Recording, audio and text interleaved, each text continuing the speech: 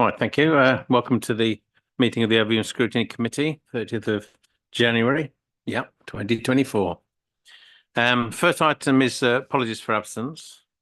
Don't think we have any, do we? Is No, Chair, we've received no apologies for absence. that because we're all here, or? Yeah. That's good. Anybody got any declarations of interest? No, nobody's paying council tax. Okay, good. Next item is minutes of the previous meeting, which is just for accuracy. Any comments there? Or we can go page by page. No. We're not asked to sign them, are we? Anything? Just Officially supposed to sign them. no, we're not asked to sign them in the agendas, are we? No, exactly. Oversight there, I think. Right, move on to the health scrutiny matters. This is just the health overview scrutiny committee at the county council. And Councillor Young is the one that kindly attends on our behalf. If we go through it page by page, except most of the pages these are in the past. So it's page 1, page 2, page 3, page 4. When it's shaded, it means it's been done. So the first item that it's current, which is this morning, which is the 20. No, it's Tuesday, isn't it? Yesterday, which is the item on Monday, the 29th of January. Don't know whether that was. Do you want to say something on that? Thank you. So happy to update. So yesterday's meeting was about general practices, social prescribing, and dental overview. So I'll start with dental overview. So currently it's in draft dental strategy, which is about, they're looking at 4 main items, which is recruit and retain, easy access, reduce health inequality, increase focus on prevention. So that's really good at that, increasing focus on prevention. For example, like how can we look after oral health ourselves, watch what we're eating, what we're drinking, but then and another point is also strengthen relations between community and the dental side as well. We are also currently waiting the health equity audit for dental in Staffordshire. So this will be looking at delivering of dental access, the outcomes, and locate where really needs treatment. So they'll be looking at urban versus rural, where are the priority areas to focus in Staffordshire. Social prescribing, so all primary care networks have social prescribers, and it's first made, as some of you may be aware, it was additional role, but it takes a lot of workload off GPs. It has been seen there is more demand, and there's more demand for social prescribers, and there will be increase in number of roles for social prescribers too. But at the same time, it is, there was discussion about promoting, how can people live independently, having support from family or voluntary sectors or community groups as well. However, because it's quite a new item throughout the few years, more data needs to be collected and then see where to go and if they can obtain additional funding as well. Other item is access plan to GPs. As a lot of us know, we have this 8 a.m. rush. We call access to GP plan is about, where can those who need it go to the right place, right person to go at the right time in their own convenient time. So instead of, everyone going, calling at 8 a.m. So as we know, GP numbers have not increased. However, additional roles have increased, such as physician associates, advanced nurses, which means there are more, we can access these services even better. And there is the capacity is increasing. But the question is, how do we access that? How do residents know, the right place where to go as well? So that was the discussion about drafting this access plan. Some surgeries do have enhanced appointments, which is after hours as well. There was discussion on prevention again, is basically, do we know what to do if we feel unwell? Can we keep ourselves healthy mentally and physically, reduce medicine? Because it seems to be there is a increase of use of medicine, but can we reduce medicine and go back to basics, natural? Can we do that as well? And there's a really interesting study about how GPs found, the patients that they saw, for example, like 40%, this is about a London study, 40% that of appointments. Did they have to really see GPs, such as sick notes, hospital results, repeat of prescriptions? Those items could be avoided by not seeing GPs as well. So, how can we refer those or access to the relevant person instead of where GPs can focus on their other roles as well? It was talk of referral pathway, which is self-refer, such as physio and hearing, that can be self-referred as well. Pharmacy, they can look at blood pressure. There is increase of use of pharmacy. As we can see, there is a lot of NH labels around the areas as well. We can access medical records online instead of going to the GP, general practices, instead of calling as well.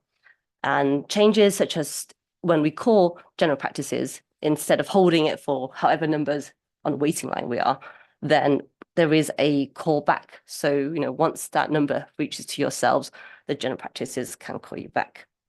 And there was also a mentioned discussion about no-shows. So, as we know that some patients, some people unfortunately don't turn up to their appointments. So they're looking at a reverse side, which is instead of looking at the negativity of it, is the positivity, how many patients have been seen today or this week, so that people do actually respect, they do care that so many people has been seen in the day or in the week as well, which is really important for people to know there's so much pressure on the NHS.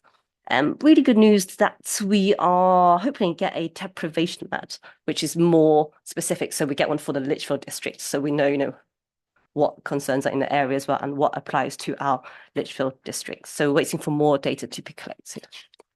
Other points which weren't in the agenda but raised was vaping. As we know, vaping is quite a talk at the moment. So the County Safeguard Committee, their strategy, we are currently waiting the strategy from the county. So views are really welcome as well. So I'll send out once I get this update. And self-subs paper talks about health inequalities.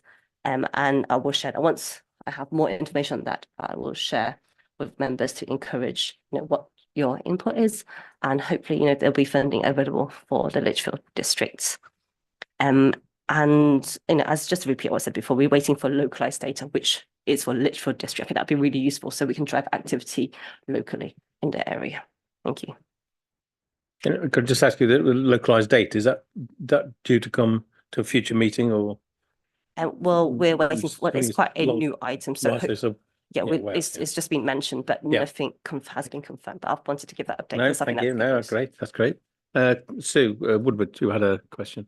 Yeah, thanks, Chair, and thanks, Leona, for the very full update. Can I just say a word about social prescribing? Because while I think this is a great initiative, it's been around for a little while now, but it's a really good initiative and enables an early intervention with someone who can get sort of some support in the community rather than going up to higher tier services. My sense of what's happening, certainly in Burnford, so it is anecdotal about Burnford, is that this becomes a bit of a revolving door, because social prescribers can say go along to this community organisation or that community organisation, but the individual community organisations don't have the capacity to deal with their particular issues. So back to the GP and the second tier services and so on. And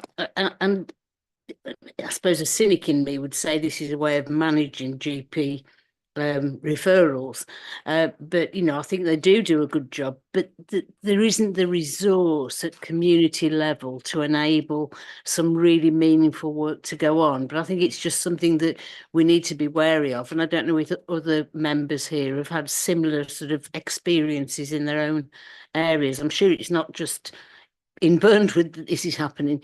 It would be interesting to know if other members think the same. Thanks, Chair. I'll ask them just to come in with that, although Claire's next on the list to speak. Thank you, Chair. And as it's my first meeting, is it in response to Sue's question? It is, yeah. But as it's my first meeting of 2024, I'll say Happy New Year. Just following on from that, I'd kind of got myself lined up to say almost exactly the same thing as Councillor Woodward there. social prescribers and those kind of community groups that people are referred to do an amazing job supporting people. And I think we can often overlook the enormous saving that they provide to the NHS by preventing second-tier referrals and things like that. But I have had some community groups who are based in my ward saying that they're really eager to do it, but there's particularly one which is quite resource intensive, and without the resources to be able to do what they need to do, it's quite difficult. So if they have 10 new people turning up, it's quite difficult to be able to find that. So I think connecting that funding to it is such a big part of hopefully reducing those number of referrals. And I think it's one of those where you may have to, if you're able to find a certain amount of kind of preventative funding, it will save you a huge amount more in reactive service use later down the line. So I think anytime we get the opportunity to press on that and to make sure that people are considering that the value of preventative services, I think that's very, very valuable. Thank you, Chair. Okay. Claire, please. Claire Booker. Thank you, Chair. And thank you to Councillor Leong, sorry, for a very comprehensive brief there. I really appreciate that feedback that you gave to us from the county level, and it's desperately what I've been asked after in some of the meetings. The one thing I'd really like to know now, and I don't expect you to answer this, but maybe take it away, how can we draw all that information that you have now got down to this level at Lichfield? And I think it links into what my fellow councillors here have been saying. How can we now use all that information? What's the so what of it? And I think it is the preventative medicine, the education, all those things that you spoke about, that we are all on the same page. So thank you. Do you want to come back on that? Yeah. So back to just social prescribing side, as we can see, there are more and more cases, and it was mentioned that voluntary groups, especially, they have more and more pressure on it. It's like, how can we ease them? So you may know that Support Staffordshire, you know, they for Lichfield, not Burntwood, but Lichfield, they subcontract it, where Burntwood, they have it in-house. So I think that'd be really interesting to see, you know, what's the comparison between the two, and you know, what are the effective ways as well. But there is, as you know, as emphasized, and also, you know, it was emphasizing, there are more data to be collected, you know, more collaboration. We need to know, you know, that because social prescribing is such a large rate, you know, such a large range of items, it's hard for the social prescriber to be specific in every single item.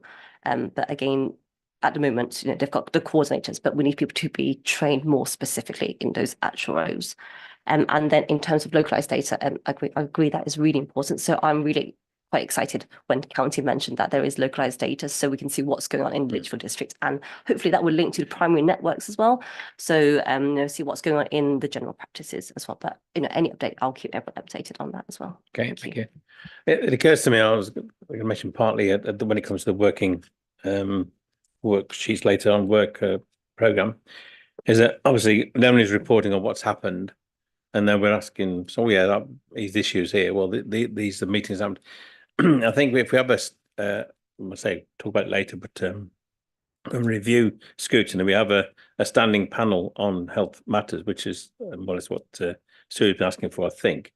Then we can prior to the meeting, although we won't see the minutes, I suppose, easily, give some clues as to questions that we could, you know, if you're willing to ask those questions, or at least be aware of issues that you can raise before the meeting, as opposed to finding out what we thought after the meeting. But it's a difficult one to work out to do that. But just to add to that, in county meetings, they have, you know, specified that we don't, you know, we can mention like the county areas, but not specific as well, because they have given a notice on that. Not I know that's why we have Wally's Quarry. I'm so glad that Wally's Quarry has been sorted, because I mean, obviously I'm affected by that, and all other districts in the county are as well, of course.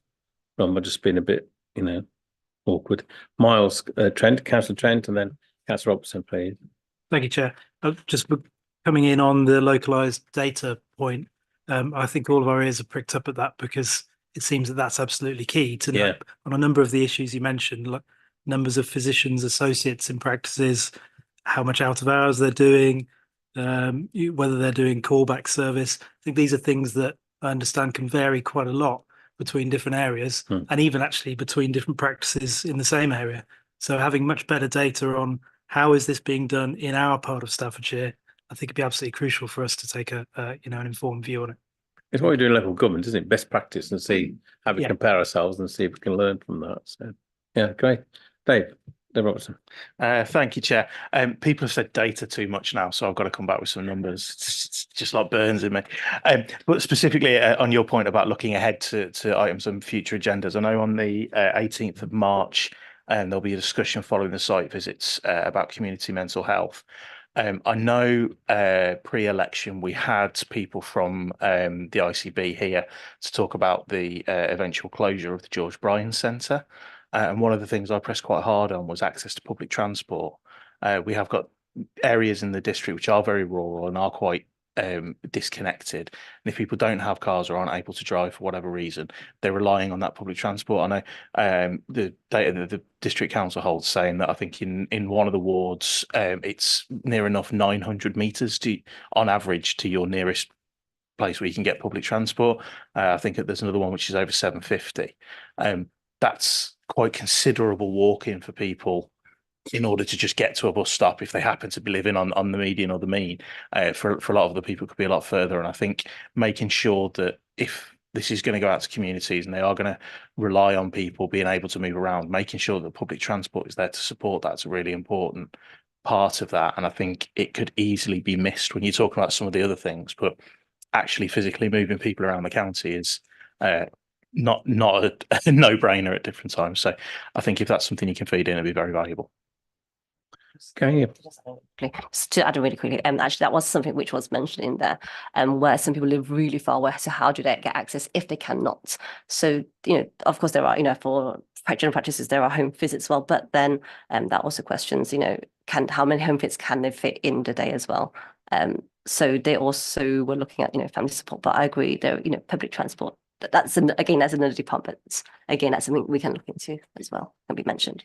So I'll keep that on the agenda, these items, so we can help you. Okay, thanks. And anything else on that page there that's this is for the future that might spot, and then the next page is the briefing. That's the end of it, because we haven't got anything past March 2024. So, okay, thank you very much. Thank you, Leonard. Thank you. Next item, agenda 5, is the meeting of scrutiny test groups. Now, I had one here yesterday, but this is far too early for William to stay up all night and write the notes for. So the only one we've got at the moment is for I said the only one. No, don't misunderstand the way I said that. The Lichfield City Centre Master Plan. Colin, I'll ask you to speak on it briefly, or as long as you want, really, I suppose. Thank you, Chair. Again, thanks to Will for a very clear and concise and precise note of the meeting, not minutes, so I'm happy to answer questions. But I want to draw 2 points out on the second page, the larger paragraph there. We had a very robust debate, I think, about how we manage the housing on the site, whether that should be rented, affordable rented housing, or whether that should be high value housing to maximize the return. We were not able to reach a consensus on that. There were quite divergent views. And at our next meeting, next week, in fact, on the 8th of February, as well as Councillor Farrell there, Councillor Pullen's going to come along so that we can really try and get behind that issue and reach some kind of decision and recommendation to go forward. The second point I want to draw out is the fact that some of the information was confidential. And I'd been at a meeting of the Cabinet and Shadow Cabinet members the day before in terms of the sums of money that would be available, depending which route would be followed, or estimates of those valuations. And I was asked to keep that confidential. Some members of the task group were very unhappy about that, and I understand that because that meant they felt they weren't really able to have a proper debate about it. And I think in future, I'll be making sure that these things, we can talk about them confidentially in the task group, and I shall be intending to share information with the task group, because I think it's important that we trust all our members to keep matters confidential if we ask them to do so. Okay, thank you. I mean, I'm happy to answer any questions. I presume on the 8th, then they'll be looking at the pros and cons, really. I mean, this is all, of getting the most you can from that land and then using that money elsewhere, which is the discussion, I suppose, or actually including affordable housing in whatever form, social housing, so on. Exactly right. And we started that debate on the 18th of January. We'll continue it with the cabinet members there so that we can try and bottom it out.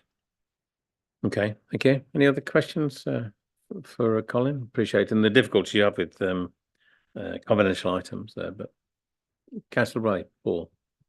Yeah, I was just going to make the point that I made at the meeting because we did have a full and robust debate about the housing and about how that site goes forward. And that meeting on the 8th of Feb is going to be an important meeting. And what I've committed as part of our group is to come forward with what works for us on that site and what we will live with, what we won't, because I think we need to get to a position where we now start moving forward with some concrete plans about what the housing looks like, what the overall plan for that site is. So that's the sort of commitment I've made to that meeting and made to Colin. We have a pre-meeting on the 5th on Monday, and then that meeting's on the 8th, so that hopefully then there's clarity about at least where we stand as a group. Okay, you may fall out with the civic society if you're talking about concrete there. Do you want to respond to that? No, I mean, I think, but we need to have that debate. But I think we need to try and make it be a heated debate because it's in. Well, it will be a heated debate. It was a heated debate last time. It'll be even more heated debate this time, I suspect. But we need to try and make sure that we reach some kind of agreement. If we can't, then we'll have to agree to disagree and map out different ways forward. Yeah, I mean, at the end of the day, it's the council, cabinet, and then council. But the idea is to make a case to cabinet, so good debate, and then firm recommendations, or even if there's an either-or recommendation, that's all fine. It just needs some guidance, some evidence of debate and discussion and research really to go forward. Always with these reports, I think. So, did you want to come in briefly? You put your microphone on. Forget. Unless you want to just some guidance, please. I'm slightly uncomfortable with the idea of a group meeting before a task group, because the whole point about I missed that bit. Is that what? overview and scrutiny is about it being non-partisan, non-whipped, etc. So we all come along to meetings with our own individual views to add to the debate. So I assume the no whip on scrutiny applies to task groups as well, but I'll be guided by Will and yourself. Well, scrutiny is certainly no good, but these are just suggestions. I'm assuming there is the way you discuss scrutiny is actually without the whip. So, I mean, my group might suggest something, and it might come up with a scrutiny committee, but I'm perfectly free to vote against it. But I don't know how Colin feels about that.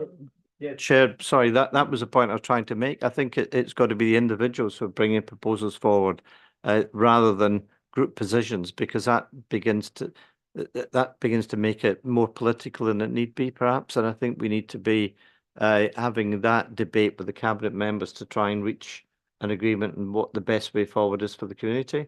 And if we can't reach that, then we can make our positions known outside of the scrutiny process, I think. If I have some experience, once identified group says this is what we want, you only think of it as that group rather than listen to the arguments put forward. So, just to be aware of that. That's all. I think. I'm sure you. Yeah, it's designed to be helpful, so there is clarity on where we stand, so that we can move the debate forward. That's what it's designed. That's what we're trying to do. Trying to be positive and constructive and trying to move the debate forward. Okay, thank you. Can I move on now to the next item, if that's okay, which is the empty homes update, and officers will want to come forward. Well, I want them to, even if they don't want to, because they need to be not by a microphone.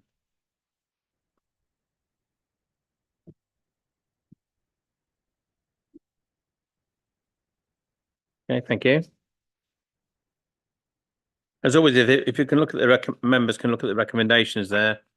That we're asked, review the current policy and consider best practice, which is referred to later in the report, from across the country, and recommend changes and/or enhancements. I would suggest that the council should consider when reviewing its policy and creating an action plan for the coming years. And I'll go now to see page 18, and.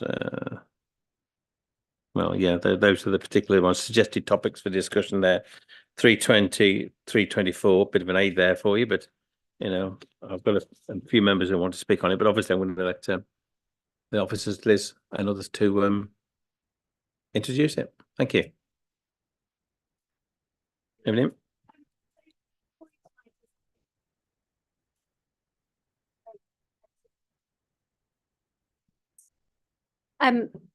Before you tonight is a paper detailing the council's activity to date in relation to emptied homes, as well as an overview of the current size of the issue within the district.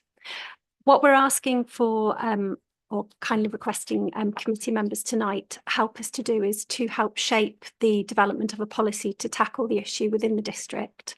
And the paper outlines a number of different powers and opportunities that are available to the council. I'm very happy to walk you through those, and I've got James Johnson with me tonight, who works in the enforcement team, and his team would be responsible for delivering a number of these different measures should we choose to adopt them. And really what we were hoping was that the committee would discuss the different powers available, provide advice and guidance on those we feel that we ought to be developing further, and we can then come back to committee with and through cabinet with a policy, updated policy document to move us forward in relation to empty homes. So myself and James are available to answer any questions, provide any clarity on any aspects of the report, and we look forward to the debate. Okay, thank you. I've got Sue first, then Colin, and then Paul at the moment.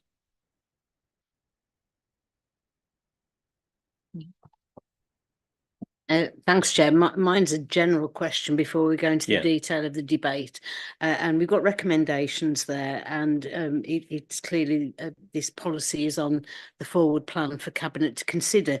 It's a general question, really, about when the members of ONS spend time looking into the background of papers such as this, spend time on debates. What assurances can we have that the leadership team generally and cabinet members in particular take note of what we said? I'll cite a particular instance. Today, all members have been invited to a training session on the Councillor Community Fund. And there were very divided views when we considered this as to ONS, and there certainly wasn't a huge enthusiasm. It certainly wasn't 100% in favour of rolling ahead with that particular scheme, and yet it seems that our views haven't been considered in taking the scheme forward. I just want to know what the process is. Certainly for Cabinet, it will go through a process and the consultation with ONS will be reported to Cabinet, but other papers don't necessarily have a cabinet report attached. I don't want us to waste our time and efforts on looking at certain issues if our views are going to be ignored, and I'd like some assurances on that, please, Chair. Well, the only assurance you can get is from cabinet, I would suggest, but we'll get some feedback on that at some point. In my view, it's like when you if you're a school governor, you need to let Ofsted know that you're asking the questions. There's no good pretending, just say, I did ask those questions. They've got to see some evidence of that. So it might be in the Cabinet's interest, if it's not already, if they don't think it's quite there yet, to actually have that we've addressed these questions in their reports. So they can say, these are the views of scrutiny. Most of them are rubbish, so we have looked at them and this sort of thing. But if it's actually recorded in there as a sort of response, that would be, I think, helpful for both of us and helpful for outside we don't have the different things we used to have in the past, but we've done that. But it's not asking officers to respond to this, but cabinet members will get back to you that if there's any cabinet member here today later on wants to say something, they can, but we'll get back on that one. Chair, if I can just respond, quickly. It's about having an audit trail of what we've said and what the cabinet member has then said.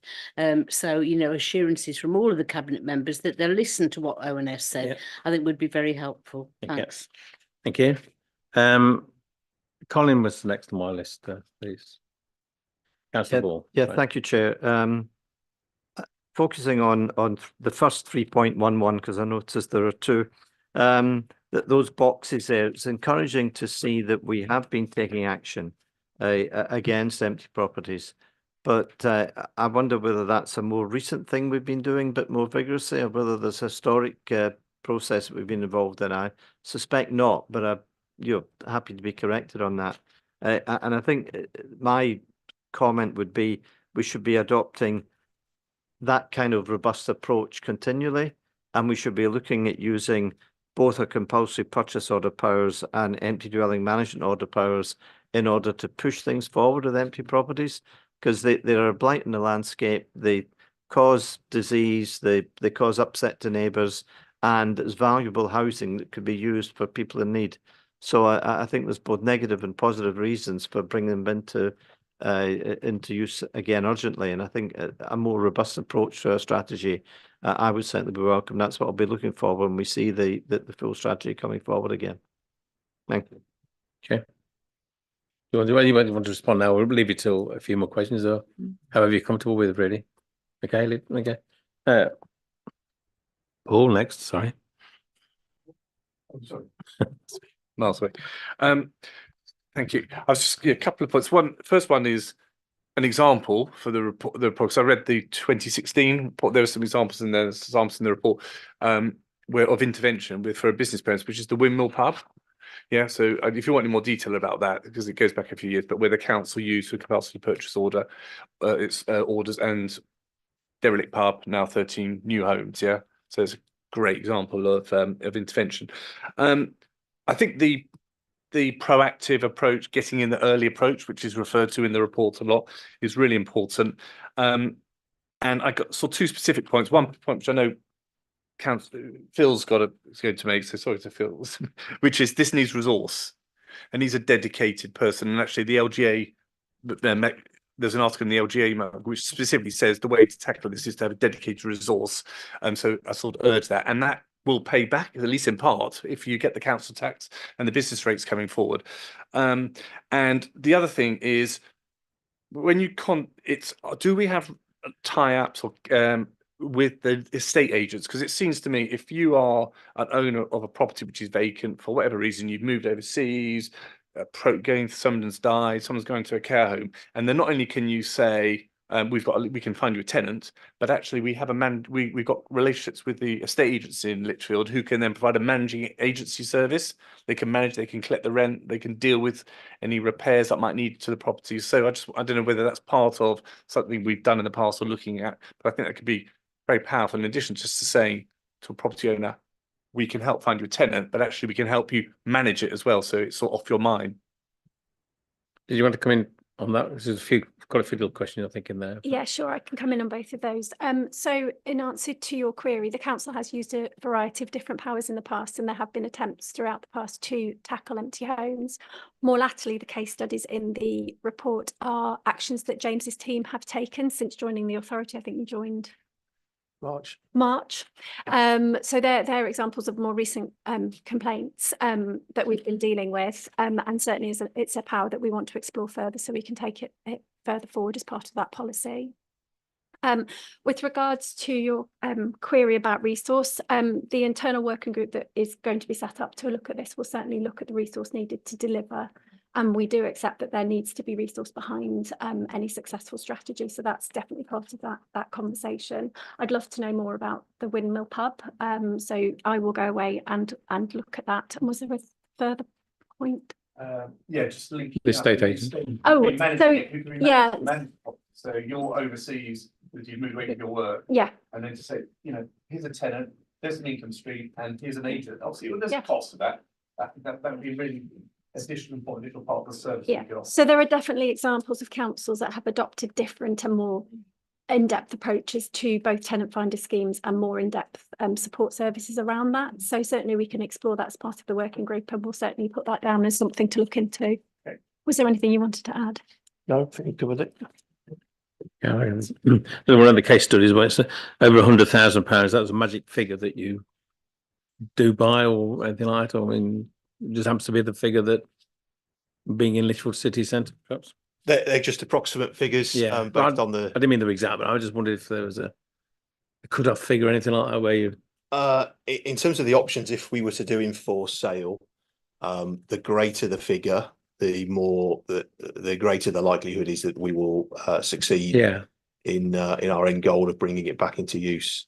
So it sounds odd, but the greater the cost, the better in terms of outcomes. And but do you have to show them it's not based on something that it's So it's an inspection report of the property, and from that a schedule of works is drawn up, and that's costed, and then the owner of the property knows exactly what's involved in bringing it up to standard. Okay, thank you. I'll just slip that in because I've got 4 other speakers, you see, and I want Councillor Claire Booker first, and then Dave Robertson after that. Thank you, Chair. Thank you. I just want to take a look at on page 17, paragraph 313, you talk about negotiation with the owner.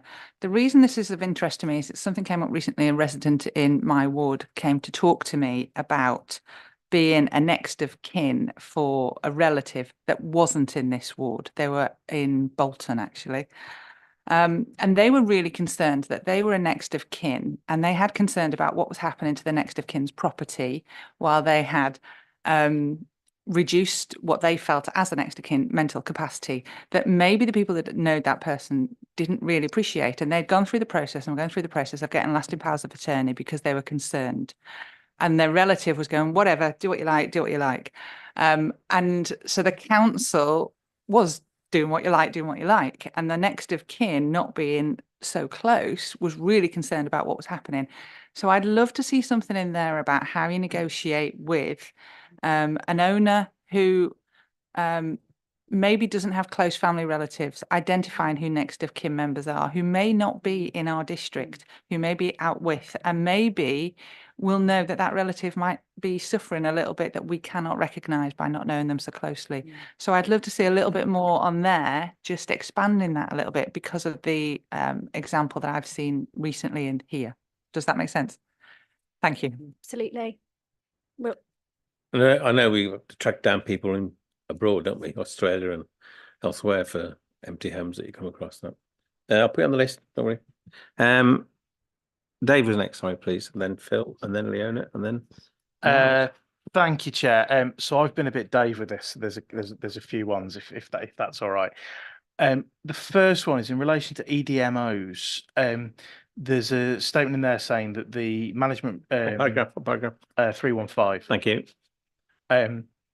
Saying that the management costs can be returned as part of the any leasing agreement. Does that also refer to any capital investment that's been required to bring it up to standard? Or basically, is that included within that? Yes, it does. So this is one of the reasons it's not our preferred option, but in terms of bringing the property up to standard to be able to rent it out, that those costs are recovered through the rent, which can then obviously take a long time to get the costs back. Okay, thank you. Great. Phil next. I think you want to concentrate on. Hey, one or two. Which is more? Yeah, a few is the Okay. So the next one, just following on from some of the things that Councillor Ray has said there in relation to putting people in touch with the state agency, maybe able to look into management. Actually, if we've got people who've got potentially commercial sites, could we put them in touch with our housing associations? I know there's some housing associations that have got reserves and are looking to invest and to increase their stock in Lichfield. Potentially even just making that connection and making that introduction, maybe a way to bring this forwards. So that'd be a really positive thing in there. In relation to our current policy, I actually like the idea of a risk assessment score and a scoring process that leads to certain levels of response. But I think given that we've got a variety of different powers that we can use, a variety of different methods, I wonder whether it could be broken down a little bit more, so that if it reaches a certain threshold, then we will consider CPO. If it reaches a threshold slightly lower than that, then we may not go to CPO, but we may go to EDMO or a variety that I think potentially breaking that down to just, again, make hopefully decision making smoother would be positive. However, within that, the phrase in there about the appearance of surrounding properties, there's something about that that really gives me the ick. I don't think that's something that we need to be considering when we're risk assessing these. I think it's quite important that actually we view every house or every home or every property or a potential home as a home, rather than saying, oh, well, there's 2 other ones on this street that look a little bit. I know officers wouldn't necessarily be doing that, and I'm not trying to accuse anybody of anything, but I think it's the wrong message to have in the policy. I'd also hope that in any refresh of this, there's an aim section in there which explicitly states that any property that the council takes ownership of, for instance, through a CPO, and we'd want to bring that into use for social housing, if at all possible. We know that's where the major need is in the district, and that would be a very positive step and a very positive thing to include in the final policy. And then I think I have two more, and I will stop talking. As long as it's not about other tactics, because I've got a question for that. So the first one is, I know we've got a development team at LWMTS, and whether it's worth having that discussion with those about whether they would be able to provide some of that support for us if we were in a situation where EDMOs or CPOs are required. And then the final thing, just again following one of Councillor Ray's points about resourcing this, I'm aware the council holds a reserve which is becoming more significant as time goes by, where all of our right to buy receipts are held back for in order to fund the alleviation of homelessness policy. If we're not able to use that reserve for those methods, potentially we might be able to look at that, and there may be a source of funding there that we could slide over to this, because in reality, more homes in the district, particularly if we are able to bring some in through CPO and into social housing, will meet that need. Thank you, Chair. I'm sure you want to comment on some of the. Only just to confirm, we'll take all of that into consideration and certainly look at that funding stream as well. So thank you. Are there any items that you're already doing anyway that's been suggested, but perhaps ought to be spelt out in the policy, even if you're doing it, I don't know. But, yeah, so certainly for the LATCO, we'll be looking at the role that the LATCO could play in supporting this, absolutely. And the remaining points also, I think the risk assessment suggestions is a really good one. So yeah, no, we'll definitely take those on board as part of the ongoing discussion. So thank you. Okay, thank you. I can now bring Phil in, please, for Waterhouse. Thank you, Chair. A couple of points from my perspective. We talked from 3.1 about the scale of the issue on residential and then commercial, but I didn't see any figures in there as far as what this would cost on a sort of profit and loss basis. So how much money would we have to put into this to make it profitable for us, versus would we be able to receive any monies as a result of our efforts? So the cost effectiveness, I guess, I was looking for on that side. And then secondly, it seems to me, listening to everyone, that it's a little bit of carrot and stick as far as the policy is concerned. Certainly looking at what Derby Council have done, their policy seems to me to be very much driven towards the customer, trying to encourage the customer, the property owner, to work with them. For instance, all the things that we've mentioned, Derby seem to be doing, working with the private rental sector, finding housing associations, liaison with estate agents, etc. So if we're looking for best practice, there's a good place to start. That seems to be pretty good. And if we did that together with the toughening up that we've mentioned, with all of the various alternatives, then we seem to have a great opportunity to solve this problem. No, absolutely. So with regards to the carrot and stick approach, certainly James's team have certainly demonstrated this recently. So the way in which they approach the people that own the empty homes is to begin with very encouraging. It's very helpful. It's very supportive. It provides advice and guidance as to how they can bring those back into use. And then obviously then it's about explaining the impact and the outcomes if they don't then take that forward. And I think there are wider schemes that we can be looking at, and certainly Derby is one of those areas we'll look at. With regards to the cost effectiveness of this, that needs to be part of that discussion moving forward when we look at the opportunity costs of perhaps placing funding to support this programme of works versus another area or priority of the council. But it's certainly not incorporated within this paper, but we'll ensure that elements of that is incorporated in the report that we bring back to Cabinet for approval. Yeah. Okay. Thank you. Thank you. Thank you. Councillor Leona Long, and then. Just to add on to Phil's point, which is commercial, we'll see that it's quite a high number actually, which is empty, and it's something that we could be seeing in the long term, because a lot of businesses are maybe going online or moving away from the high streets, as we see with other cities. Lichfield is very thriving, which is great to hear, but we never know, what's going to happen in the future. So for example, if the bottom shop is filled, but upstairs is empty, or who's responsible to take over it, that could be quite dangerous in terms of maintenance if no lease is there. So is it possible, is it to voluntary sectors, community, just to get, the city centre more thriving again? But that also links to some people who take over these properties. They may not be property background. So for example, like incentives would really help, for example, like what they can do if they have no idea at all, or maybe they need shortage of money, especially with inflation happening, that materials are very rocketing at the moment. So they probably need help, for example, loans, or how much, to do all of this as well. But I remember Lichfield District used to have a steering group into, is it landlords or property steering group, many, many years ago. And that was like a workshop where people ask queries, owners, and that was quite effective. I remember that was really popular as well. So I don't know if that has been outsourced or if that can be brought back in again, where people can have like advice surgery in case they don't know what to do with the empty properties, residential or commercial wise. My other point is about council tax for empty resis, which is, if it's empty for such a long time, increase 100%, 200, 300 and so on. How effective is it really? And, because some people, if the land's worth so much, they're going to ignore it and they just pay because they can just keep it empty. What can we do to push them, not to leave it empty for such a long period of time? Thank you. Thank you. So yes, the premium that we charge on empty properties is effective, because what we do find is that shortly after the 2 years have passed, that an awful lot of people come forward and say, actually, I shouldn't be charged that, or we'll start to move.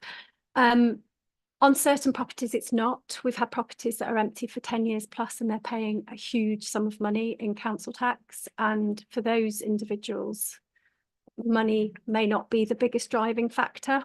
So for certain property owners, it doesn't have an effect, but for the majority, it absolutely does. With regards to the business properties and the vacancies on business properties, I think one of the things that the working group needs to do is actually geographically map those empty business properties, so we can work out where they are and what the individual challenges of those are, and whether they are indeed, as you say, empty spaces above shops that are individually rated, or whether they're commercial properties elsewhere in the district that may not be having as much of an impact on the local area as perhaps high street vacancies. And again, I think a risk assessment such as the one that Councillor Robertson suggested would be a useful tool there, so we can start to look at those that we want to actually target more proactively. I think I may have missed one of your points. Oh, landlord forum. Please. So we used to have a landlords forum. We are looking at developing a landlord forum again with James's team. At the moment, that doesn't have a remit for looking at empty properties. We can certainly take the idea of a forum away as part of the working group and look at considering that further. Before bringing the next two speakers, in fact, hopefully, can I just ask, why would anybody want to keep a property empty from your experience locally for more than 10 years? Is it they're anticipating some planning changes there? I mean, without being specific or anything like that, I just wondered. I think there are a variety of reasons. I think some people have a really deep emotional connection to properties. Oh, yes. Right. And don't necessarily have the means or the ability to develop or take those properties forward, and then the properties fall into such a state of disrepair that then the problem magnifies. I think time, people don't necessarily have the time to do what they think they can do, so they perhaps have a project they think they can do and then realise actually it's beyond them. But I think the cases are very different depending on each of those empty properties. But okay, thanks. Yeah. That's not the same point. I just couldn't think for a moment there, but yeah, that'll make sense. I'd say you touched on it. One of the most common ones is that it's the person's home that they grew up in, and their parents have left it to them after passing away, and that emotional connection to the property is considerable. And although they don't live in the house, they just can't let go of it. Well, they can't keep it up or and they just leave it. Yeah, they just leave I'm glad they've had a happy childhood there. So that's all I can say, really. But okay, well, thank you for that. Okay. Right, Right, does Councillor Moss Trent, then Councillor Whaley have two? Thank you, Chair. Yeah. I think it is timely, as Paul Ray was saying, the current data nationally seems to say this is an increasing problem, and I think over 1 million properties across England are now empty. The number's obviously a lot smaller locally, but still can make a big difference, I think, if we can bring more of them back into use. In terms of the policy, I looked through the old policy, and it struck me that there aren't any. Basically, the powers are essentially the same. So we're talking about powers that come from the Housing Act, but it's a question of emphasis.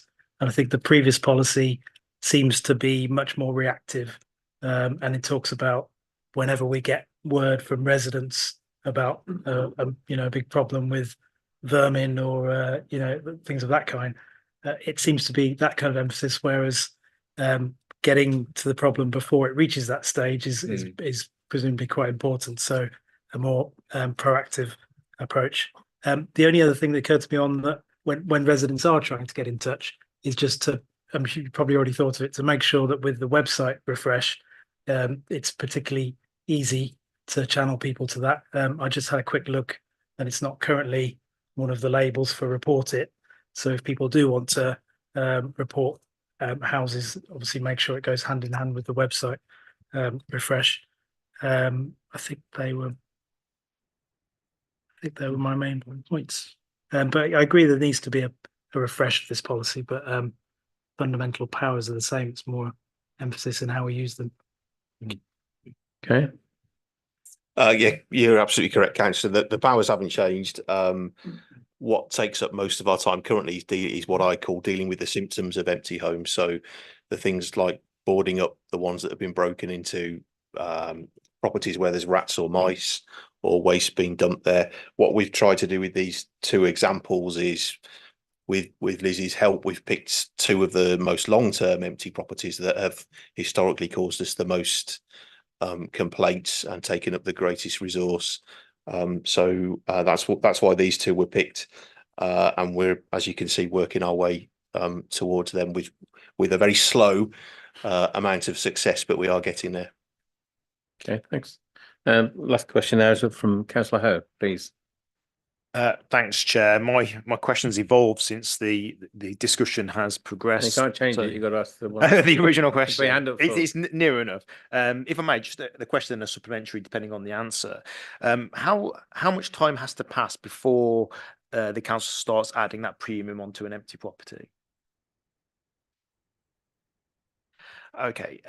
So my question on top of that is, I recently spoke to a chap in a pub who's unfortunately well, yeah. Can I just all my conversations happen in a pub on this bit of input here? His mum passed away, so they were left with an empty property which they've had an issue trying to sell, and then they've incurred this premium as well.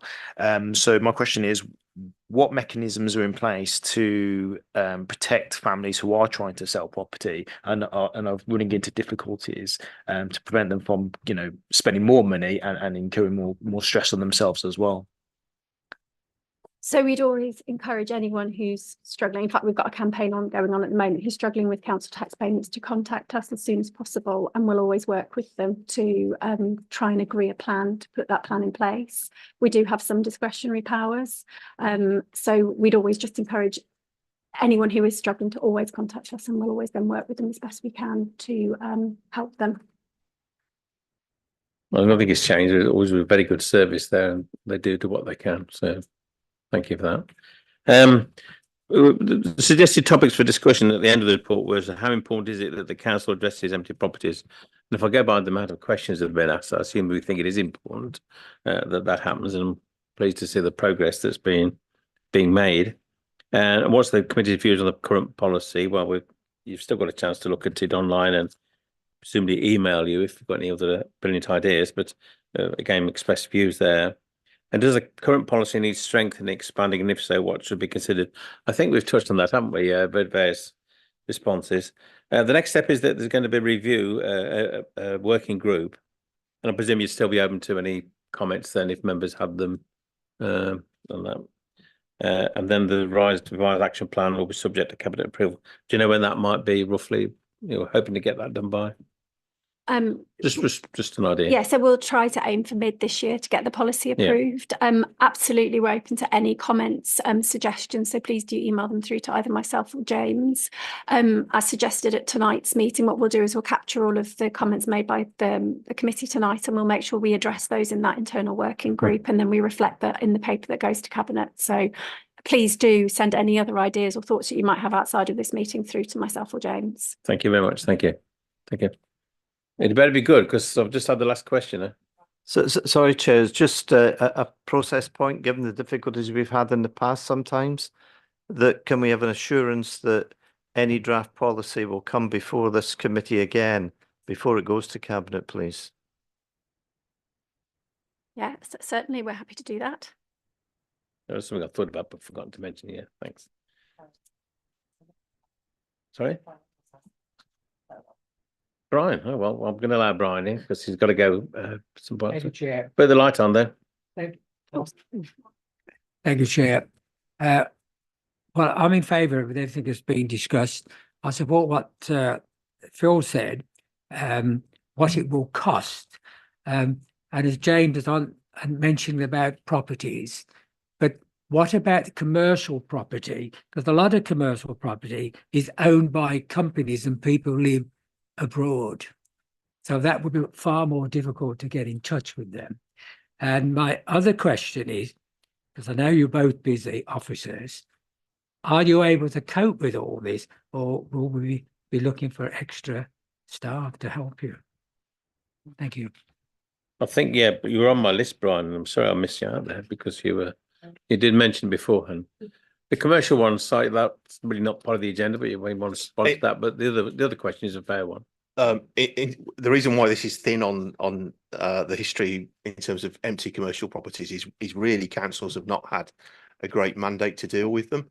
But we are getting more powers later this year to do with auctioning commercial properties that are empty. But absolutely, you're quite right, councillor, that it is a different problem, but presents in a similar way, I suppose, is the best way to describe it. And we're well aware of the problems with landlords being big, sometimes big companies that aren't interested in the local problem. And as you say, they could well be abroad. So hopefully that helps with that question. And then in terms of the resourcing. Yeah, so part of the internal working group will have to look at what resource we have at the moment, what can be delivered within that resource. And if we want to move at a faster pace or need to put more priority onto this work, then we'll have to look at whether or not additional resource can be found, and that will be included in that paper to cabinet for approval. Right. Okay, I appreciate you responding on. No, I appreciate you responding on that. Didn't you tell me you wanted to be MTFS needed a lot of time on it? So yes, thank you very much indeed. Thank you. Now, I'm moving on now to agenda item 7, and I'll wait for volunteers to come forward. There's only 2 chairs there at the moment. I'll be you sorted out, but there's only 2 chairs at the moment. Oh, okay. Is it okay then? Yeah, As long as it doesn't touch anything. if that one is here, you can use my. Oh, you're better up here, actually. Yeah.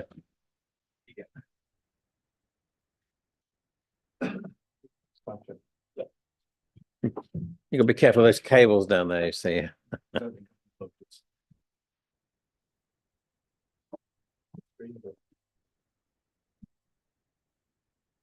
Right, on this item, then you've got the recommendations there. I'm not asking you to vote on, I'm just drawing attention to them. The 4 bullet points at the bottom of that. I'll read. No doubt officers refer to SIL. I'll refer to kill all the way through, just like I referred to Kiswo and not Siswo. But if you want to introduce yourselves and whoever wants to introduce it first of all. Hi, yeah, Councillor Alex Fowler, the portfolio holder. I've got. No, I meant, did you want to speak on it? Of course, can you? Please. Yes, Councillor. Thank you. Thank you. Thanks for inviting me. I didn't invite you, but now you're here. I'm very happy to. Thank you. And can I start by assuring Councillor Woodward and all councillors that the point of us being here is to listen to your views and take them on board. So thanks for that point. as you know, the local plan process is in place now, and it's really important to me and other councillors that we get infrastructure right. So I think this is a good start for that. We're basically looking at how we allocate our community infrastructure levy, or SIL, or KIL, as the chairman refers to it. And we're looking at effectively doing it in a better way, getting more member involvement, more member transparency, and making a more informed decision on where that money goes. Members will know that some SIL money goes off to parishes when developments are built, but a lot of the money comes to us as a district for us to decide where to spend that money. So we're proposing to put together an infrastructure list. So effectively, our favoured things that we want to do as a district in terms of it, and then the creation of a cross-party committee to decide effectively how we spend that money, using the help of an infrastructure list and, of course, guidance from our officers of where we better spend our SIL money. So that's effectively what this is proposing, amongst other things.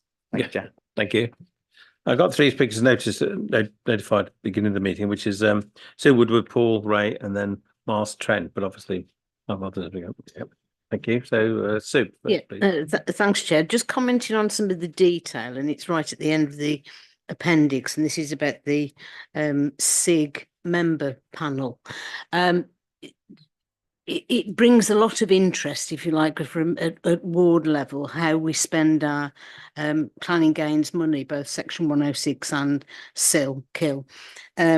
I think it would therefore be a good idea, if you're proposing a member panel, that the membership is increased from 3. I think 3 is too small a number, really, to get a real feel of what members generally are thinking. So I'd propose 5 at least, but just something for you to consider. You want to come back straight away on those? If I may, yeah, it was something we spoke about actually before the meeting, that I'd consider extending the membership. I mean, it was assumed in this report that I'll be on the panel, so possibly another member from each political grouping as well would be appropriate, I'd suggest. I mean, I don't want to help you in negotiation, but you should have suggested 1, then you would have had 3, wouldn't you? Paul, next, please. Paul Ray, Councillor Paul Ray. Thank you. Yes, I had two points. Firstly, 3.8, which are sort of the different options of how you allocate it, how you assess the bids. I just wanted to emphasise, I think, number 1, encouraging bids to come forward from our community, from residents, from groups, housing associations, whatever it is. I think we need to sort of publicise that, because the ideas might not necessarily be in the council. There might be other organisations out there with the innovative ideas. We were just touching a bit earlier. It could be something that comes through from the youth council with a project aimed at the youth, and where they could access SIL money, which might not have might not have been in our minds. So just to emphasise that open bidding process, I think is a really important part of this objective. And then the other thing is, which is a sort of question again on 3.8.2, 3.8.2, about when money is raised by SIL or Section 106, then it's passed to local NHS or the Staffordshire County Council as part of the education budget. That seems a bit of a black art, or is it just ends up in a pot, and do we ever see any tangible benefit from that? And if not, what levers have we got to pull to try and make that more effective for our community? Can I just say, we just address the issue, which is we have a strategic plan. We've all had input into that. We've consulted with people, and then if you're taken out of the strategic plan, if something comes in from ward level, which is not part of it, it's that balance there. So I just wondered how the council you think should address that. That's just my concern with a reasonable request. If you're a councillor, you should respond to what your residents are saying. So I just wondered how you manage that. If I can start, I'll start with Paul. I'll go around that way. Mine's just adding to his, really. Yeah. I think that you're right on point 2. To me, it's dangerous to just allocate a certain percentage to each body, because I'm sure all those bodies, the county, NHS, will get involved in some way. But if we point blank give them a set percentage, I think that's not a good precedent to set. I think it should be a case by case basis. So I agree on that. I think the problem with point 1, which is effectively what we're doing at the moment, is when you allocate SIL money, you need to fund strategic infrastructure. That's the point of it. And lots of the bids that come in don't fulfill that criteria. And also we get oversubscribed by bids as well, of course. So we get a request for a lot of money that just isn't in the pot. So the idea of coming up with an infrastructure list is a way of us as a council collaboratively, and taking in the chair's point, using ward members' knowledge as well, working out what A is the most important things that we think as a council we should fund, and B, what actually ticks the right boxes. So it just makes the choice a little bit easier. It will come down to a choice, and some people will be disappointed, I think, based on there's only a certain allocation of money we can use, but it helps us make a more strategic selection, I'd suggest. Yeah. If that answers your question. Yeah, but I don't think we should rule out maybe it's the You need your microphone on if you want to get back to the floor, please. maybe there's a role for. I take your point. You know, you end up give me £1,000 for this or whatever, as opposed to something which is truly infrastructure. But I don't think we should rule out adopting that approach, because there will be there'll be sports groups which say we could do with a new sports facility or whatever that might be out there, and they could do with 20,000 of SIL money, and really, which would be building infrastructure for the future. So, we should maybe we need to continue to encourage that, but the criteria in which we go out to the community with needs to be very clear. I think that'd be right. The opposite. The infrastructure list would be a dynamic list that would constantly be evolving. So if people do come forward with suggestions, they could be possibly added to the list. That's right. It's nodding. Yeah, it doesn't work on YouTube. Well, it does, but if you're only in the camera. Councillor Mark Trent was next, please. Thank you. It was on my point was on a similar theme about how you make sure you don't close the door on valid applications that might not have been on your radar before. So I see that's a challenge, and I think this is right to focus on strategic priorities of infrastructure for the district, and I think that's the way to go. But I wouldn't mind you giving some thought to how do we not close the door on other deserving applications that we just haven't thought of, and might be put off when they see the criteria, even if there's not even a get out clause that says essentially liberty to apply. It could say in quite strict terms, here's the criteria and you might not meet it, but maybe just have that discretion just in case there are other schemes we haven't thought of. That'd be my point. I can just say we need some flexibility, but it also needs to be transparent, doesn't it? Because you can't just say, well, lobby me on a good day, and on a bad day I would have said no. So can I yeah, please. If I've been provocative, sorry. Just on another topic, the flow charts after the report illustrate where the new panel would fit in. So on page 30 of the report I've got, I just wondered what the interplay between it says the new SIG member panel, and then ONS is still in there. So I wondered if you could talk me through, so how often will ONS still consider these issues? Is it envisaged it will mainly go through this process for the new member panel, but will ONS still be cited on this at times? In the report.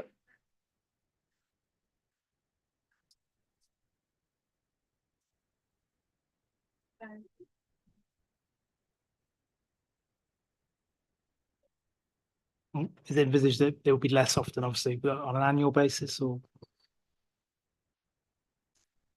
You don't have to have a fixed amount. You could do it when you're having a meeting, and I don't know. Proposing that the SIG officer. Yeah.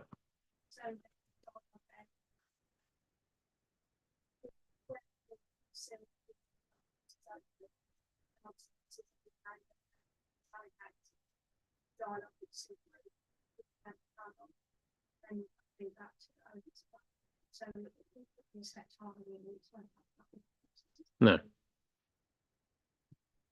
Okay, thank you. I've got 3 more speakers at the moment: Claire Booker, Dave Robertson, and Phil Whitehouse. Thank you, Chair. Thank you for this report. I'm just looking specifically here at the moment, paragraph 3.3, where you talk about physical infrastructure broadly being developed, acceptable, may cause harm to the mitigated against the local area. Okay. As such, the physical infrastructure provided will be within or close to the site with which it relates. And that same paragraph, you talk about how 22% of the housing growth has been in the rural villages north of Tamworth, east of Rugeley. Back in September, I asked at full council a ward by ward question about how much money has been spent in each ward. And in Whittington and Streetheigh, which is one of the rural villages that contains Tamworth North, there was about £40,000 over 10 years. So I really welcome this to see some levelling up and some evening out of how the money is going to be spent when it's being brought into this council from those wards.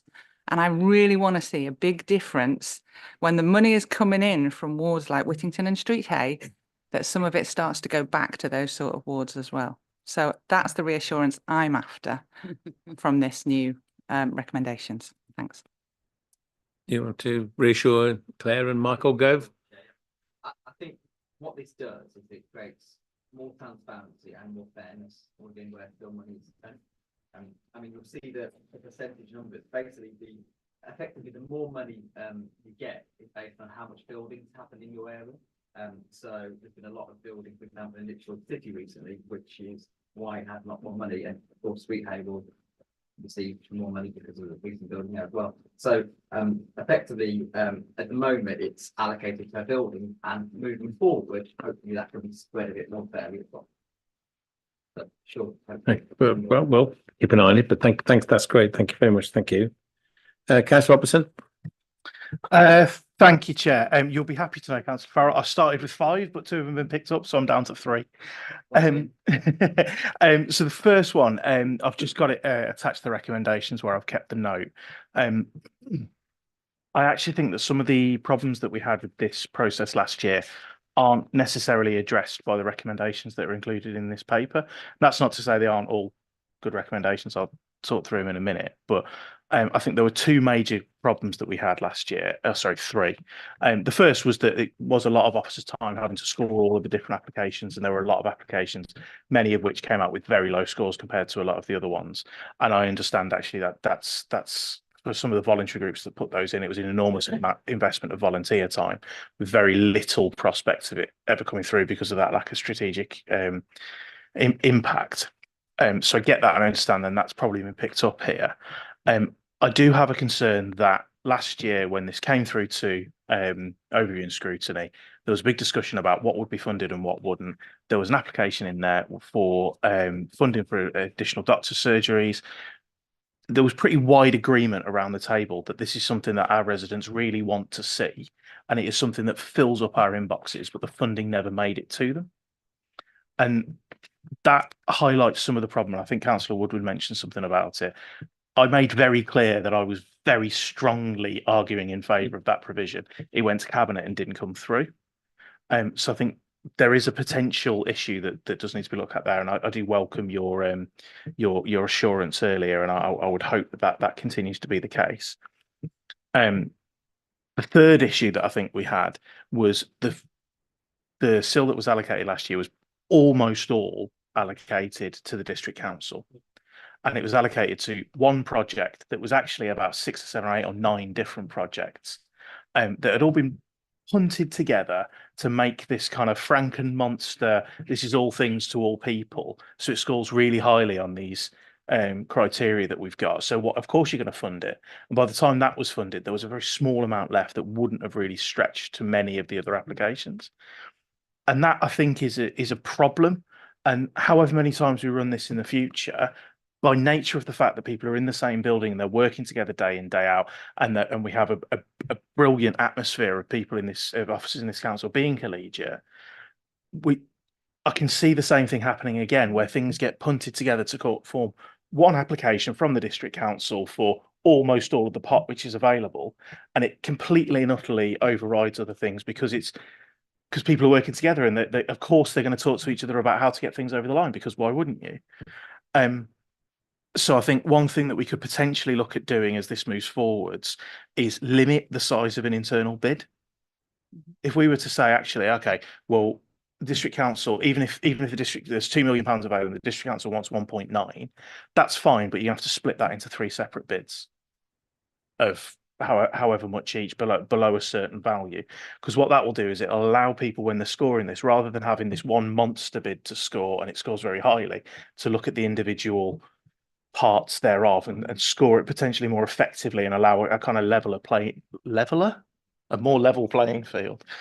So I think that would be appropriate. I do have some concerns about ownership of the infrastructure list as well.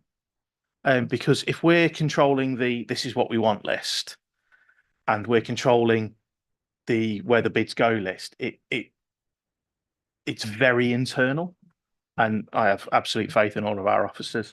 But I think there is a potential there, and I think it kind of leaks into what Councillor Ray and Councillor Trent were saying as well, in trying to engage more of the district and trying to get more people involved. So I think if we were to go down that route and we were finding that there was a really significant amount where all of the SIL was being spent internally and it wasn't necessarily going elsewhere, and potentially some of those projects which are maybe slightly smaller on scale and maybe strategic for a couple of wards but don't necessarily affect the entire, there could be a consideration about just putting an extra percentage out to parish councils. You know, we could comfortably put an extra 5% out to parish councils. It's within our gift to do so. And that may help alleviate some of those concerns. Or the other thing that I've got in there, which is my third point, is about making the IDP reactive enough. And I really welcome those comments about having it being a living document.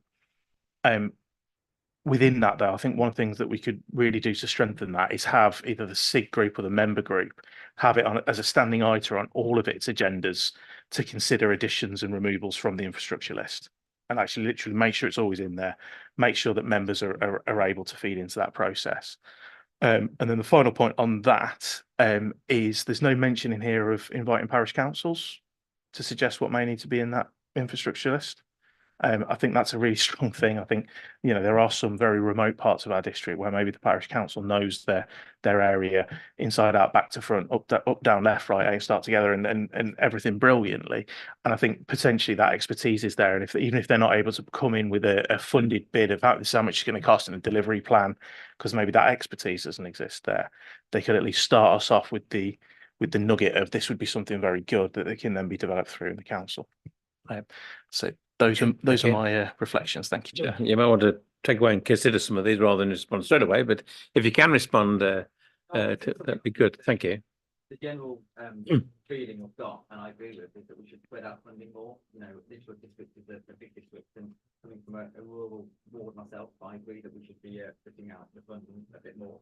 I think you were getting at some idea of maybe some group thing. I don't think that is the case, but I think a panel that we're putting together would certainly kibosh the idea that we're going to be just choosing areas as a block altogether, because you know the members will have their own different views. So I do agree. I do worry a little bit about limiting bids, and the only reason I say that is because an example is the Speech Hay bid that the Silver that went there recently. That's quite a large amount of money, and I think maybe we should, instead of limiting, possibly have some kind of trigger warning whenever the bid goes over a certain amount or over a certain percentage for one area, and say actually we'll have a look at that and maybe trigger a review of that bid as opposed to just click off.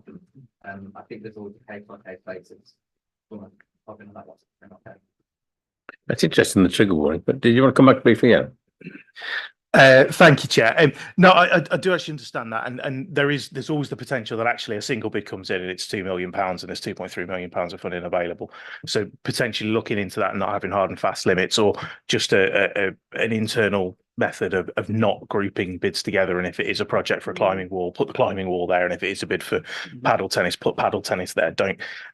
However that works, I'm very comfortable for that to be looked at and worked through. But I think it's a really valuable point that we do need to pick up. But just to check, for a matter of accuracy, I believe the funding that went into the Street Hay Community Centre was 106 rather than SIL, because it certainly hasn't been to this committee for approval before it went to Cabinet member. It was one of those, yeah. But some bids are big enough. I think that speaking to parishes is a good idea. I mean, is it 20% of power is still money? The next 5% they've got neighbourhood power. Yeah. Yeah, 15, 15, sorry. 15 and 20. 15, 20. 15 and 20, yeah, we're close. So, you know, so parishes obviously do get some still money, but I think talking to them is a good idea because there might be other projects that they want to fund that they can't. And yeah, I think you're right on the infrastructure list. You know, it's not going to be an exact science what goes on that list. You know, I think we'll target strategic, you know, most needs, but there will of course be others that maybe stick to the net or don't get to the net.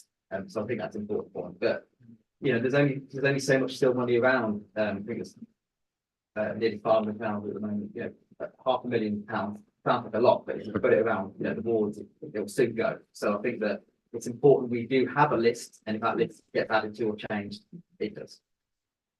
You mentioned the NHS point at the beginning. A bit before my time, I don't know much about that. I do know that we're keen to engage more with people like the NHS about, you know, NHS provision. I think historically they haven't engaged that much with us about where they need provision. So going forward with the local plan preparation, I think that's something we'll be keen to talk about. Okay, thank you. I've got two more speakers and gives us 2.5 hours for the MTFS. That's Councillor Phil Whitehouse and Councillor Sue Woodward. Thank you, Chair. My point has been made by Dave actually about parish.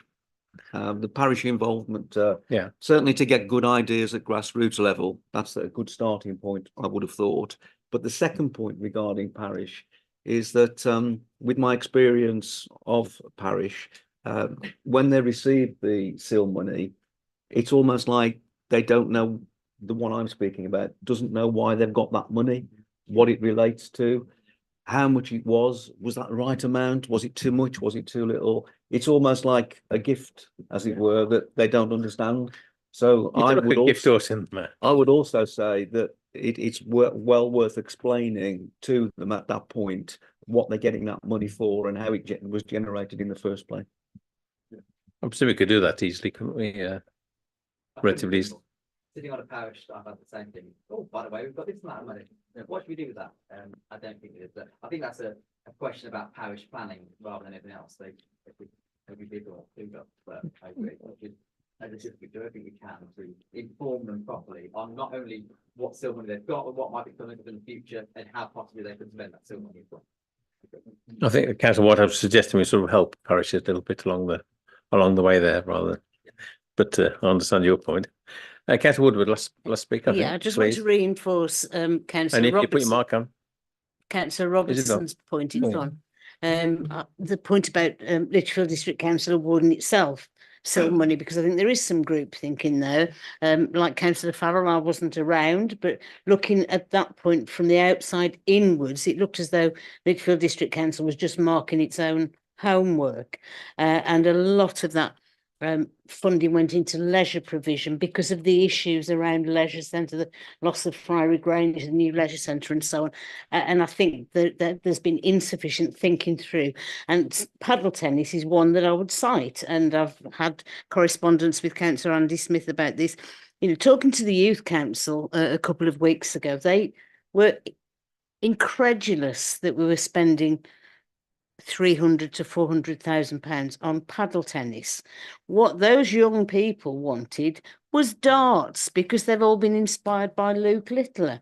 They want places to go and chill with their mates that it doesn't involve going into a pub with alcohol. So, you know, let's truly listen to people and provide what they want rather than what we think they want. That, you know, padded out an application for SIL that, as I say, from the outside looking into Lichfield District Council, didn't feel realistic at all. Yeah, I'm going to respond to that if you don't want to. She wanted to get in, you see. Can't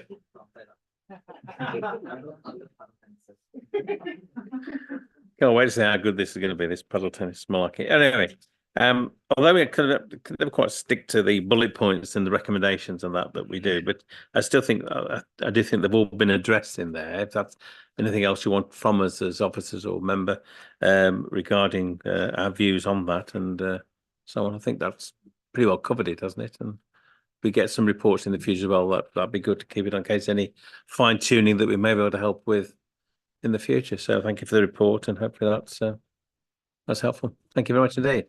Okay.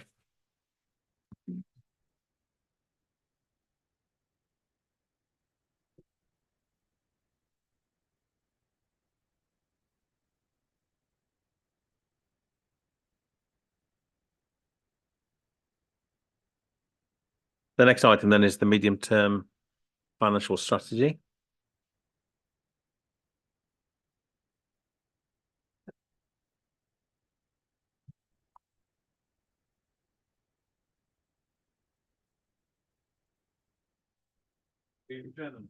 Eddie, can I just explain before you start, actually, because I'm the chair, so therefore I can start, which is that I did draw attention to Anthony about the £100,000 I found. That we haven't got, but Cabinet does have. That's just, again, just to say this for anybody listening. 2.2, the figure now is 15, and Anthony will explain, and no doubt you will explain that, Councillor Strachan, 15,330,000 as opposed to 250,230,000. Then later on at 2.9, it was 298,000 there, but it's 398,000 now. But you'll explain that because the dates of these reports are different, and of course you've had the settlement in more detail. But I'll let you introduce that. Thanks, Councillor. It's a really good start. It better be good. You want to? Yeah, it was just in relation to that £100,000 Which I found, yeah. unexpected a couple of weeks ago, and I think that's very welcome. It's hardly the sticking plaster that it's been described as. I think it's more like water onto a desert. But £100,000 is £100,000. I would propose that the cabinet member gives serious consideration to allocating that to the voluntary sector, the voluntary and community sector, because we're currently going through a process of assessing grant application bids for that sector, massively oversubscribed compared to the amount of money that is available for those grants. And yet we rely massively, as has been said tonight already, on a couple of occasions at least, we rely massively on the voluntary and community sector to deliver the services that we know the people we represent need. So as that's a windfall that was unexpected, can I make that proposal? And that I hope that Councillor Strachan will seriously take that on board so that we can support those fabulous volunteers across our district. Well, if we can ask the cabinet member just to address that when he wants to, when it comes into the report, into the revenue and that, and give a view on that. I will certainly take a note. Thank you. So this is the 6th time that we've reported the emergent MTFS across the meeting cycle. And I remind members that the decision point is full council, and so this is still very much a consultative meeting. We can still take any recommendations forwards, and hopefully, if deliverable, they will be able to make it certainly to the council paper, if not to the cabinet paper, which was published yesterday. I was very sorry not to have been in a position to report to you in December, but I do thank you, Chair, for the very sensible decision given the limited information that was available at the time. However, I am pleased to report, and I hope that opposition parties won't call me out too loudly about it, that the intervening period has allowed a degree of conversation with opposition parties about their priorities. I believe the majority of proposals that have been put to me are reflecting documents before you tonight in some way, shape or form, and where they are not, or if they are not, then hopefully we can address any issues about that in the debate this evening. You touched on it already. You would have received a further update from Anthony late last week following a further announcement from government funding. We weren't expecting it either. And while we believe we might only see 100,000 of it, it is very welcome, as Catherine Wood has already referred to, in the context of this budgetary pressure. It does, however, possibly knock some of the projections for this paper out. I've seen that they've been largely updated by the time they get to the cabinet paper. I don't know about anything to say anything about that at this stage. All I was going to say was that we added it to the new growth, which in the cabinet paper, that I class that as what I call a broad allocation. So it's to achieve the timetable of the cabinet and the committees with ad hoc announcements being made. It doesn't preclude cabinet, council, this committee seeking to allocate that to more specific projects as we move forward. Okay, thank you, Anthony. I'd say from my perspective, I'm not opposed to at least in part allocating that for the community involvement sector budget if it feels appropriate to do so. So I'm not against all of that. This evening, you'll have seen the recommendations. We seek your feedback on the wider budget, particularly on the revenue budget and on the proposals for capital tax. We seek your observations on the capital programme. I seek your ratification of the Chief Financial Officer's advice to increase the minimum level of reserves to £2 million from 1.9 million, and that is discussed by the tablers.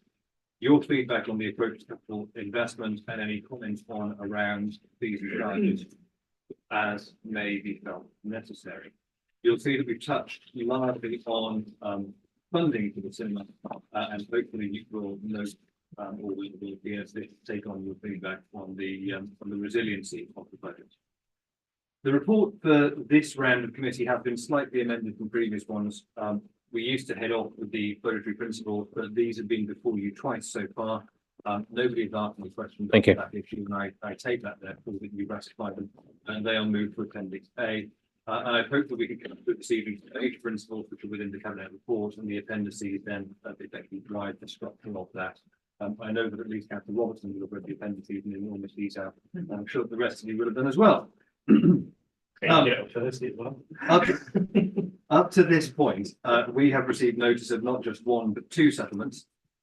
Neither are for more than 1 year, and so that continues. And I feel like I'm stuck record on this point. That continues to add to the uncertainty that we, as a finance team, have in playing that. To give you reassurance, we have therefore lobbied both of our MPs, and we have received effectively a holding response from the MP for Tamworth, who requested copies of the most recent two records that in consultation with funds that we submitted to government. So she does have those and look to a response that she may be able to give lobbying. They have broadly been where we thought they would be. The referendum limit on council tax for district council is 2.99% or £5. For any new councillor, the referendum limit is exactly what it said. It is the point that we can increase council tax to before we have to hold a referendum on whether we can increase it further. But I will say that almost as a throwaway point, if we wanted to increase council tax, for example, by 4%, the cost of holding the referendum would completely negate any element. And so, so we have held ourselves below that, and we're at the £5 level as the proposal before you see. There are otherwise no major funding reform announcements, so the committee will see that we do still expect major funding reform within the period of this medium-term financial strategy, although we just don't know where it's going to be. And that uncertainty is amplified by the fact that there is a forthcoming general election, which I'm sure that all of us are very well prepared. The capital tax proposals that are before you this evening, I believe, are reasonable and proportionate. And I do know at this stage that they don't actually amount in terms of additional revenue. They don't actually negate what we lost due to inflation alone in the most recent 12 months. And so I believe that that is necessary to protect the council business as usual, while we are still carrying out the wider reforms to actually deliver capital projects that we're going to. You'll see the revenue budget in detail at 3.20 and Appendix A, and we do invite comment once again on the assumptions and the projections that are within it. The changes and movements on that funding you'll see at 3.21 and discussion at 3.23. We do recognise that there are some additional funding needs for projects, and you'll see that we also project some additional revenue from car parking, which is in some way recovery from the previous severe erosion of that under the coronavirus pandemic. The capital programme is also put forward in the appendices in great detail for comments. Maybe you pass some comments on those within the previous paper, and I want to think about that. I have literally 2 seconds. I need to deal with any issues around travel tennis tonight. And Appendix B and page 66 deal with that in particular.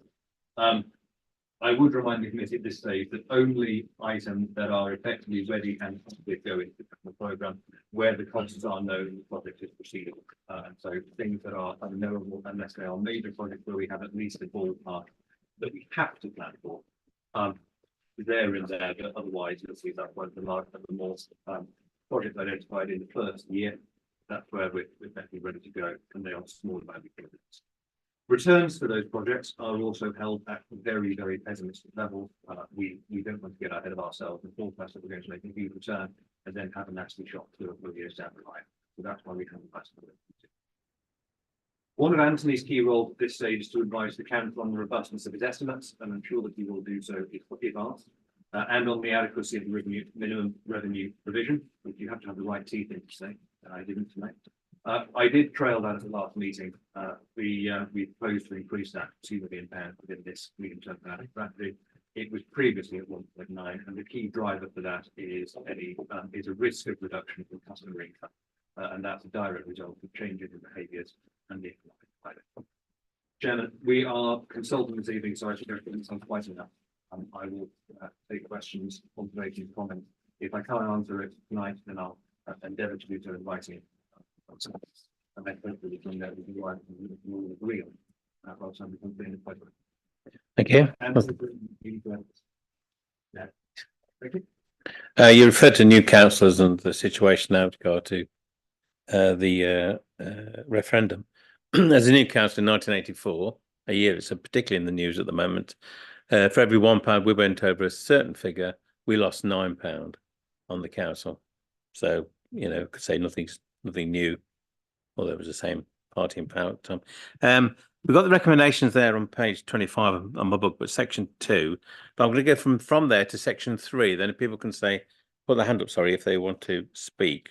I'm starting at section 3, the background, not the summary, because I could let anybody in. So section 3 first. I have got names down for some of the sections.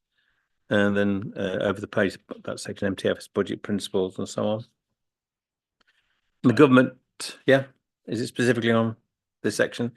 Yes, if I can, please, Chair. Okay. Councillor Robertson, yes. I think I've got 2. Sorry, I'm just trying to check. You're going through it in a different way to the way I wrote my notes. Yeah, So hard is to keep on your toes.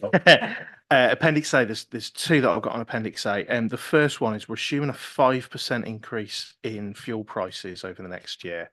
I would suggest with the current situation of the Bab el Mandeb Strait and the amount of our fuel that comes via that route, if that's going to continue to be difficult, it's going to have to loop all the way around South Africa, which is a decent proportion of the distance around the globe. So whether 5% is appropriate there and whether we can look at that and get a more robust, I just strongly think it's going to be more than that. And then the other one is on relation to applicable fees and charges, the minimum 2.5% increase. I wondered whether in the finer detail we were to look at car parking and potentially assume a 0% increase for the next year. I'm sure you're aware, I'm sure your inbox has been as full of mine of people who are concerned about the changes to parking and the different car park, the much more significant difference in the charging schedules between the 2 types of car parks, and whether that's going to have an impact for the next year. It may well be that we can at least give that cabinet member some space next year to hold fees as they are, given the significant changes this year, given the significant I'm going to use the word outcry there is about that. I just think it might be prudent for particularly that set of fees and charges. I know it's the most significant one. I know it's the one we make the most money on, but whether we can look at for next year, assume a 0%, just to give that cabinet that cabinet member that space, should it be appropriate. So do you want to respond to those, the shipping and the car parking? I tend to find that it's more useful to respond to questions for the out the more I forget. No, that's fine. I'm aware that there was a wide-ranging change on that. We are potentially not asking questions about next year's budget at this stage, but I think it's likely that the charges that they were set and informed by detailed modelling, they are fit for purpose. I doubt that the Capital Investment Board is going to want to make any wide-ranging changes, including any increase in the next year. I shall leave that to step but I think it's likely that there will be no. You want to come back on that? So I think.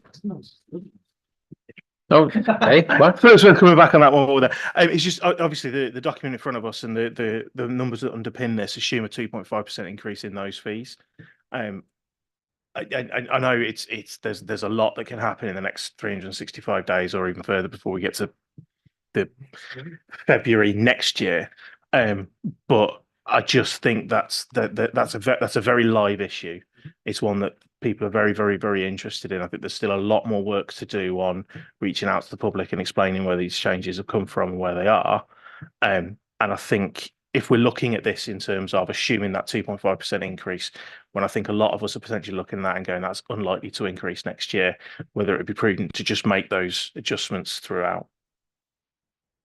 It'd be remiss of me to give you that firm undertaking tonight, given that it's not my portfolio, but it's certainly something we'll take that. In terms of the assessment and the full increase, I'm going to invite Anthony to comment on the robustness, because that's what he's here for. So what I have done, on the table in 3.2, you'll see there's a line contracts inflationary increases. So it starts on about 274 and then builds to 327. That's my provision for additional inflationary increases across the MTFS, in addition to what we built in the previous financial year. Okay, thanks. You could swap the mics, I suppose, would be the best thing. Sorry, Brian.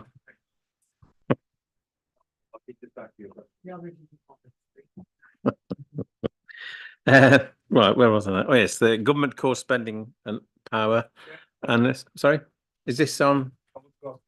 Please. 311, yeah. Sorry, thank you. Yes, this relates to the headline point about the council tax increase to £5, which translates as 2.66%. To a degree, we are where we are because it was 0% last year, which has had implications on this budget.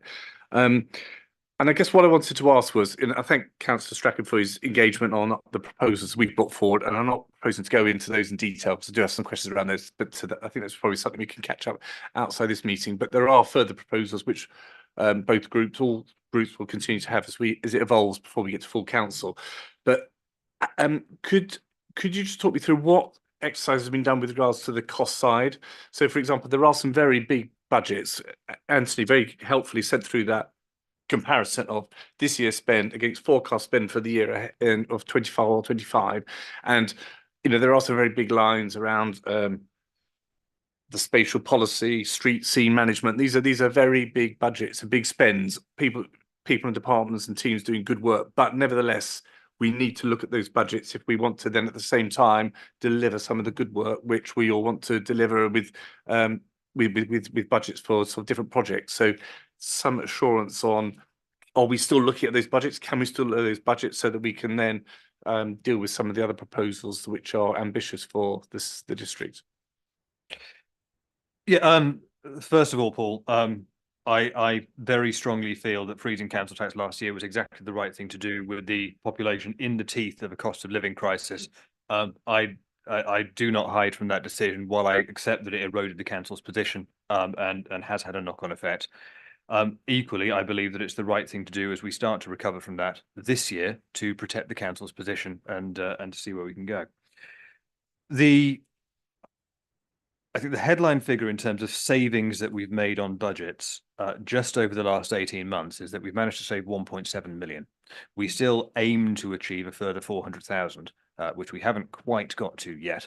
But I was in a meeting last week with the cabinet and the senior staff, which was looking at the achievability of some of those.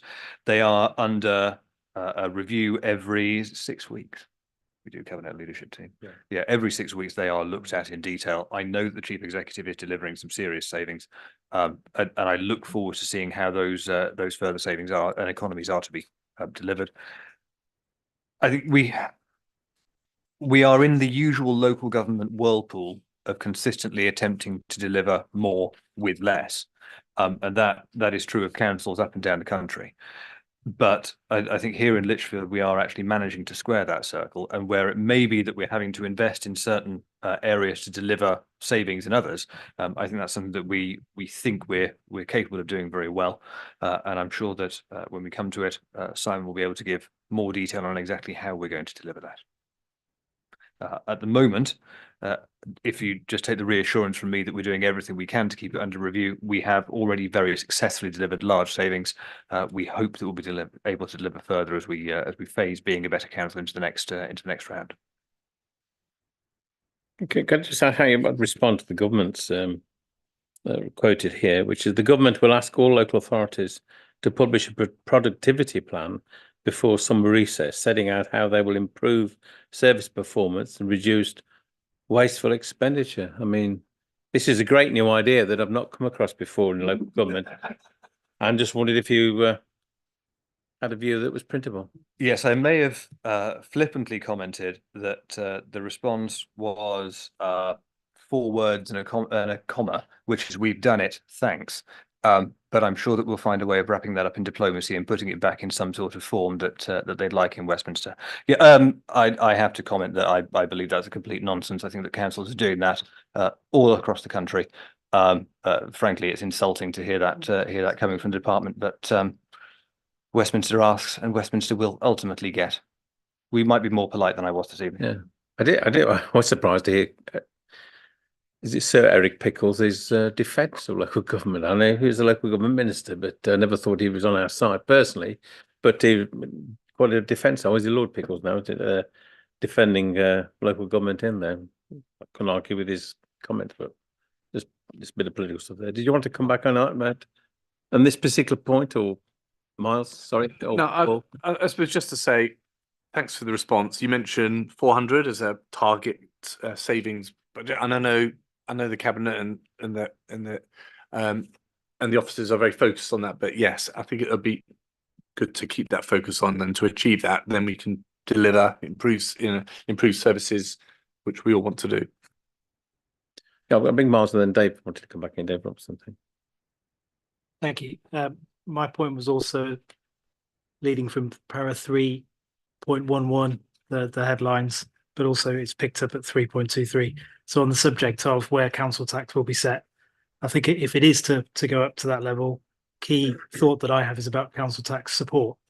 My understanding was that the same provision will be made next year as RC. That's locked in for 2 years, I understand.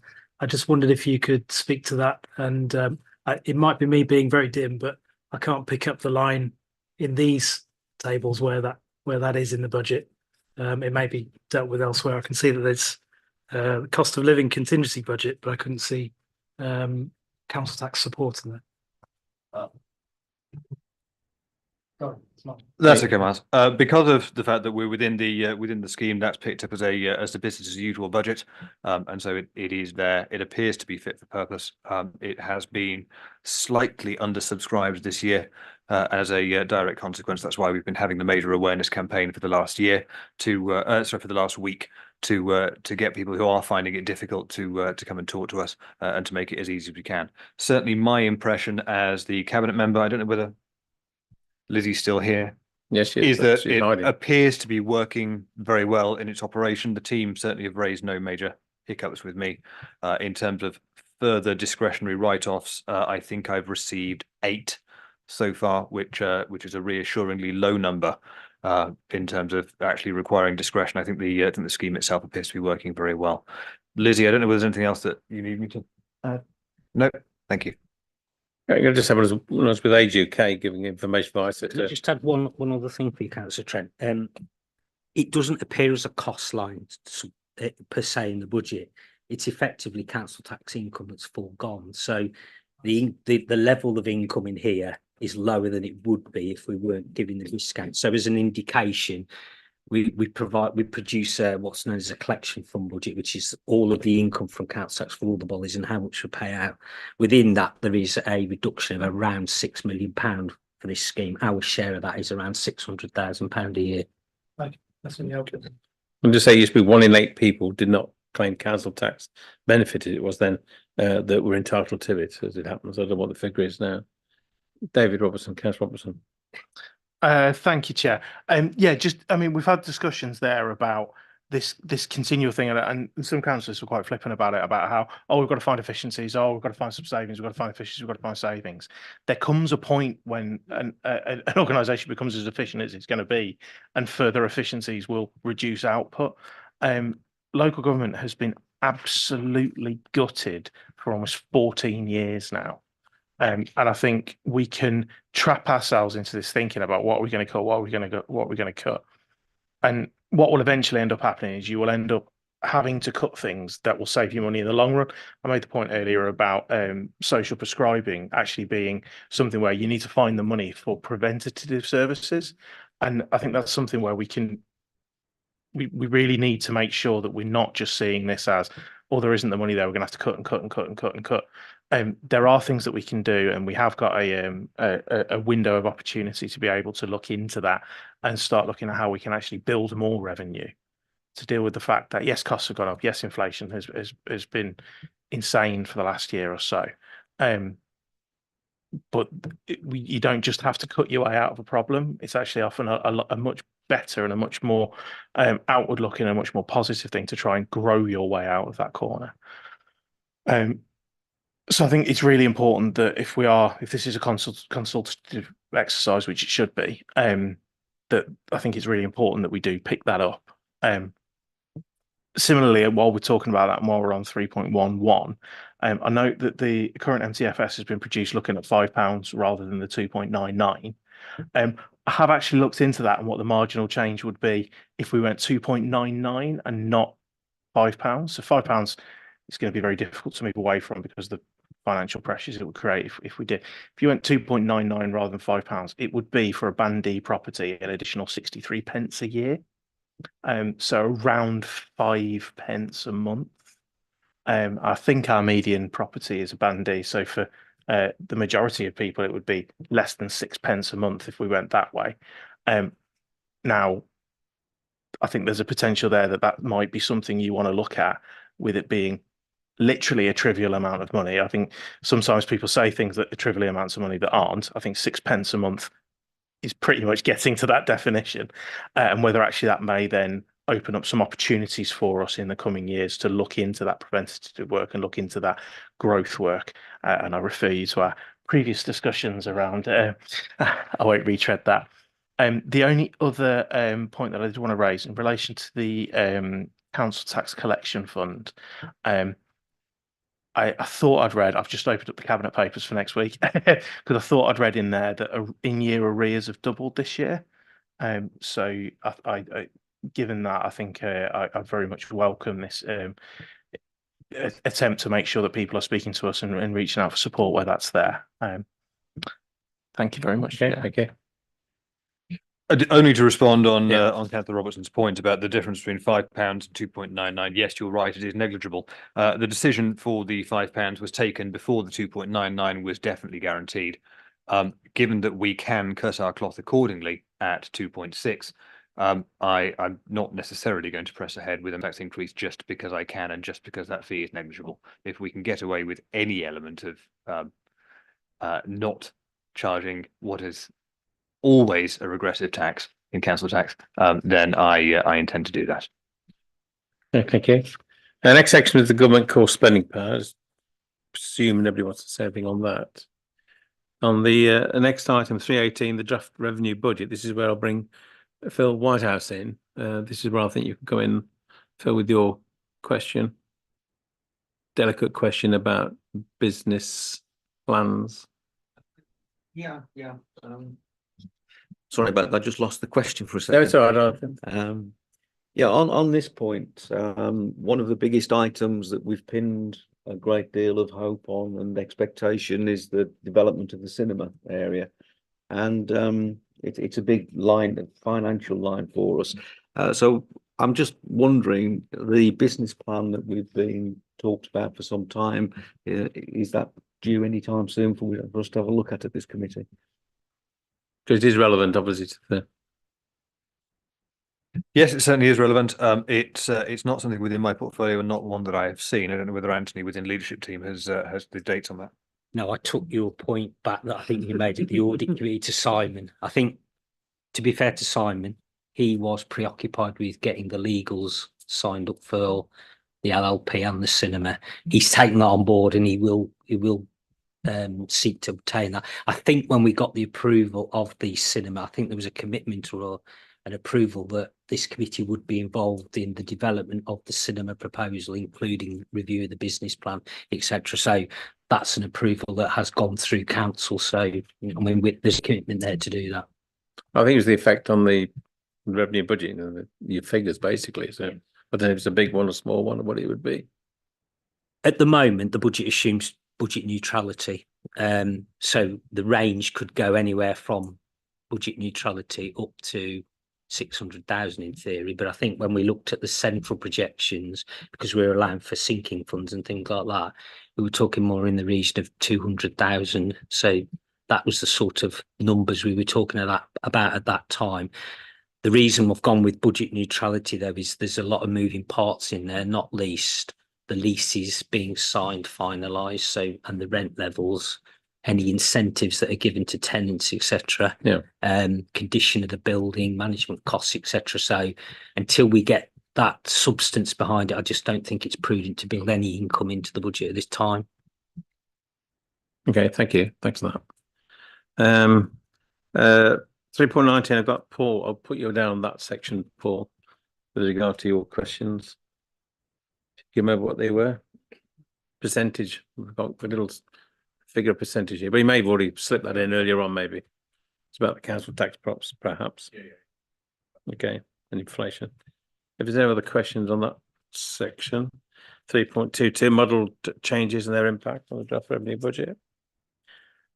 Move on then to the capital strategy, and I do have Colin with a very delicate question, which he'd like to ask before I bring anybody else in. Yes, Chair, I'll ask this as vaguely as I can because I think some of the information is confidential. I don't want us to get into a situation where we have to exclude the public at this stage. But there are significant investments in the Debenham store, not just relating to the cinema. And there's a significant investment that was discussed at a joint meeting of the Cabinet and Shadow Cabinet recently. And I just wonder where this is shown in these figures and what the impact will be on the budget of including that investment. It's not in here because it is by no means a done deal. It is by no means a signed contract. Because there is no certainty, we do not factor it in. I don't believe that is likely to factor into this, at least in the first year of this budget, and therefore it's something that's probably more appropriately debated as there's more meat on the bones as we come towards the back end of this this first year of the MTFS. But at the moment, as you say, it's a matter of extreme sensitivity. I don't believe it's something I'm at liberty to comment on tonight. That's fair comment. Thank you. Well done, both of you. Almost not questioning and not answering the question that wasn't asked. Claire, please. Thank you, Chair. You were saying, just as an aside, I do have a question on this, but you said you were looking for a further £400,000 saving. Paddle tennis is £400,000. Just one second. Which, anyway, my comment was, well, it says 300, but annexed into this document still has it. It still states 400 in this document.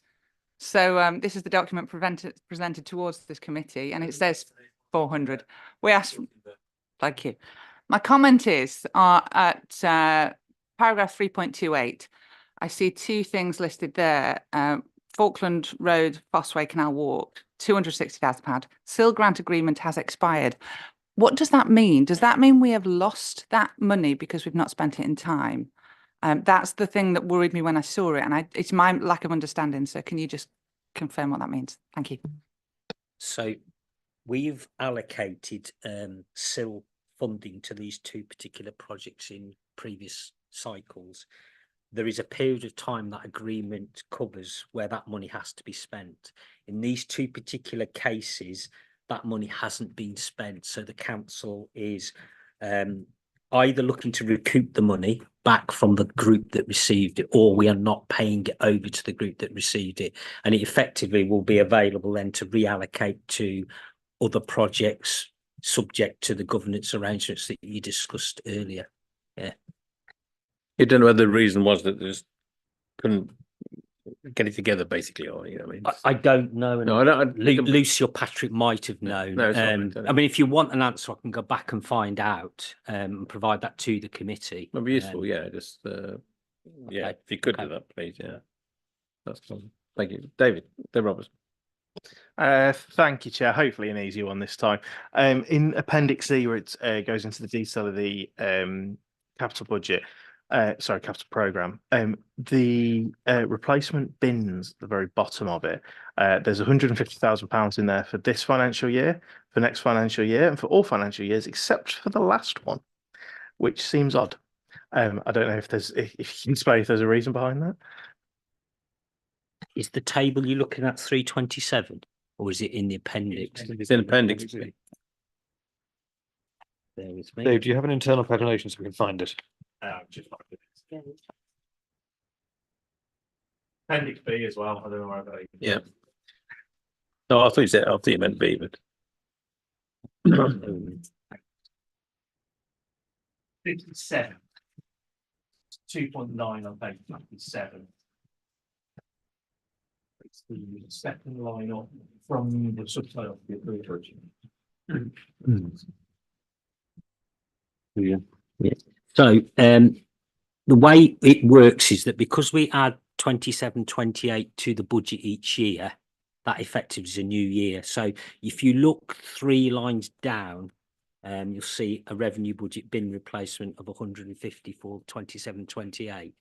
That's been added to that year as part of the additional funding for that particular year. Do you see what I'm saying there? It is in every year, but the 4 years that are in the table above were in the approved medium term plan. We are adding a year, and therefore we're showing it as an addition that's come about from the addition of that year. I don't know whether I've explained that very well, but it is. I can give you the assurance it's in there for all 5 years.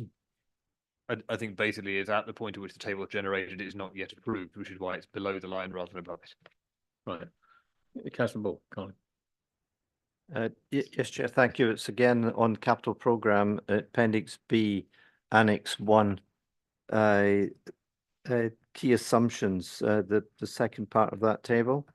The new assets, there are 3 lines down. Housing investment, just over £1 million in 24-25.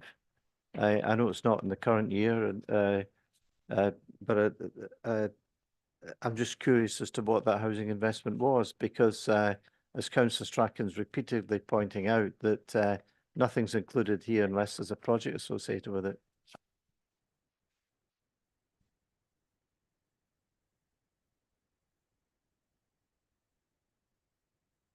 I'm told that was our allocation for the affordable housing element of section 106.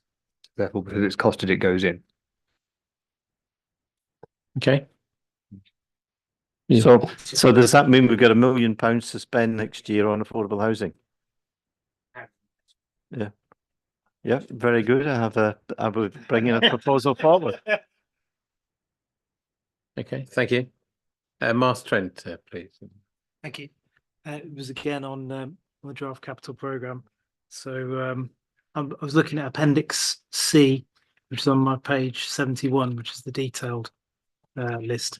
I just had a quick question on EV charge points, because it's got 80,000 allocated in 24-25. But that's the only sum in that line. So there are no other allocations after that. I just wondered whether is that a particular project which is finished or will be finished, and I'm just interested in whether there's any other EV charge points to go in subsequent years. We run out of minerals, don't we, to make electric cars? Probably. That document, that figure comes from the car parking strategy document. There are, I'm absolutely certain, going to be other points that come forward in the fullness of time, but at the moment that's the one that's identified, costed, and is already there. Just to add to what Councillor Strachan said as well, there are alternative models available for implementing those, which might not necessarily involve the council incurring the capital investment. I think there are options where you can rent space and the fees are recouped from the users by private sector partners, etc. I'm not saying that is what we'll do, but there are other models to deliver those other than just the council funding it. Would you say this was in kickstarting it? Well, I say kickstarting, but yeah. Okay. Thank you. Thanks. No, I know where I am, yeah. Page 30, well, I'm on page 30, but opinion of the CFO on the adequacy of reserves and the robustness of the estimates. Yeah, any question of that, I shouldn't think. Projected general reserves. Next section is the longer term financial planning. Yeah, please, Dave Robertson, Councillor Robertson. I've got a note here, and I will You write it. reinforce a point that I made earlier. When you look at those two curves, that revenue expenditure has increased markedly because of the effects of inflation, and the revenue funding hasn't kept up with it. So it was the point where I'd put in here to reinforce that idea about we need to bring that revenue funding up. Simultaneously, if you look at Appendix E, which follows this, at the very bottom of Appendix E, I believe, yeah, before you get to Appendix F, it talks about the general reserves at year end. I'm very glad that the last time we looked at this MTFS, it was 2027, where the projection for our general reserves was going to dip below the minimum level. That's now been pushed back to 2028. That's a real positive step. It gives us more time to be able, it extends that window for us to be able to do that. But I do think it's very worth mentioning to cabinet member and to those people watching at home, and I'll pick this up on YouTube. Those general reserves do pretty precipitously fall off from 5 to 4, then to 2, then to 2.3 million, and then to almost £600,000. Well, in the below where it needs to be. So I think it's important that we look into this and we do get that moving as soon as is possible, but we do have that window available to us. Go on, Andrew. Comment. So from my perspective, I think it's probably pertinent to mention that that assumption, or this set of assumptions, is based upon one, finance reform is implemented in 2026-27. Two, that finance reform is in the form that has been communicated in policy papers by the current government. So both of those, at the moment, there is a risk or an uncertainty around. These projections are based upon that policy and that timing, and the two experts in the field's financial models. That the fact there's a general election does add an extra layer of uncertainty there. So whilst I've done long-term projections here, and I do think it's important to have a view as to what's happening in the long term, the uncertainty around those is magnified by what the current situation is. So what I wouldn't want the council to do is to start making knee-jerk reactions to cut services left, right and centre and put prices up based on this set of assumptions. The good thing is that because we've got general reserves at the level we've got, and the council have taken difficult decisions previously in terms of reducing spend, putting up council tax, increasing fee, it gives us time, if these come out to be the actual situation, to make sustainable budget changes rather than knee-jerk budget changes where you tend to get bad policy outcomes. Okay, yes, David, please. If I can just respond there, I absolutely wasn't suggesting knee-jerk changes, and I was saying that actually, that window exists and there is the opportunity available for us, and that was the point I was trying to make there. Although, as ever, our responsible financial officer is again on top of the detail and is preparing a fantastic set of figures in a very easily digestible format for us to discuss. Thank you, Chair. Yeah, except for that £100,000 I found, it's been very good. Councillor Ray, Paul Ray. We're at the end of the section. I know. So. Yes, I suppose I was picking up. It's all right to pick up a point which is in the sort of the notes at the end.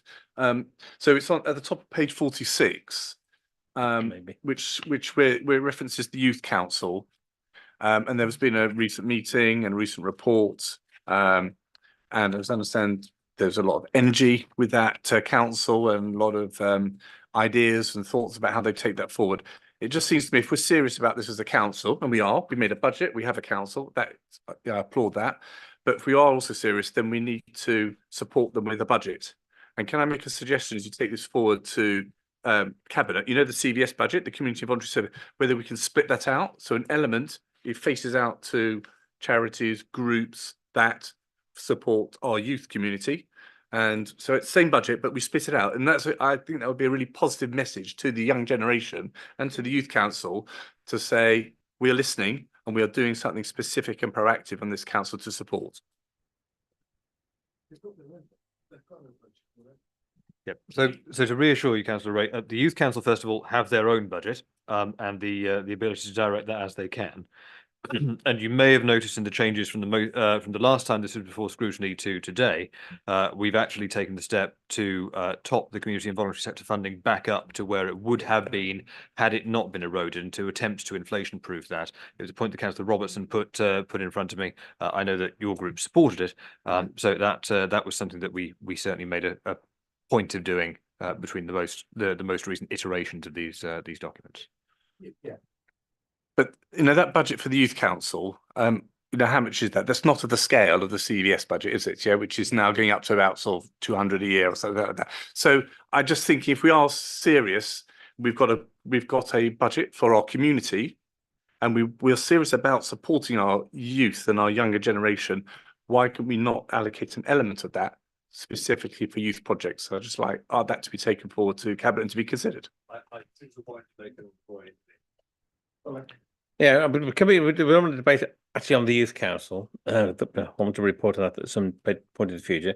But if you can limit what you've got to say with regard to this budget, Councillor Woodward, then Councillor Robertson. Yeah, just to remind Councillor Strachan, I did propose at the beginning of the debate on the MTFS that the £100,000 windfall might be considered to be allocated to the voluntary community sector funding, and that could incorporate additional funding for youth projects.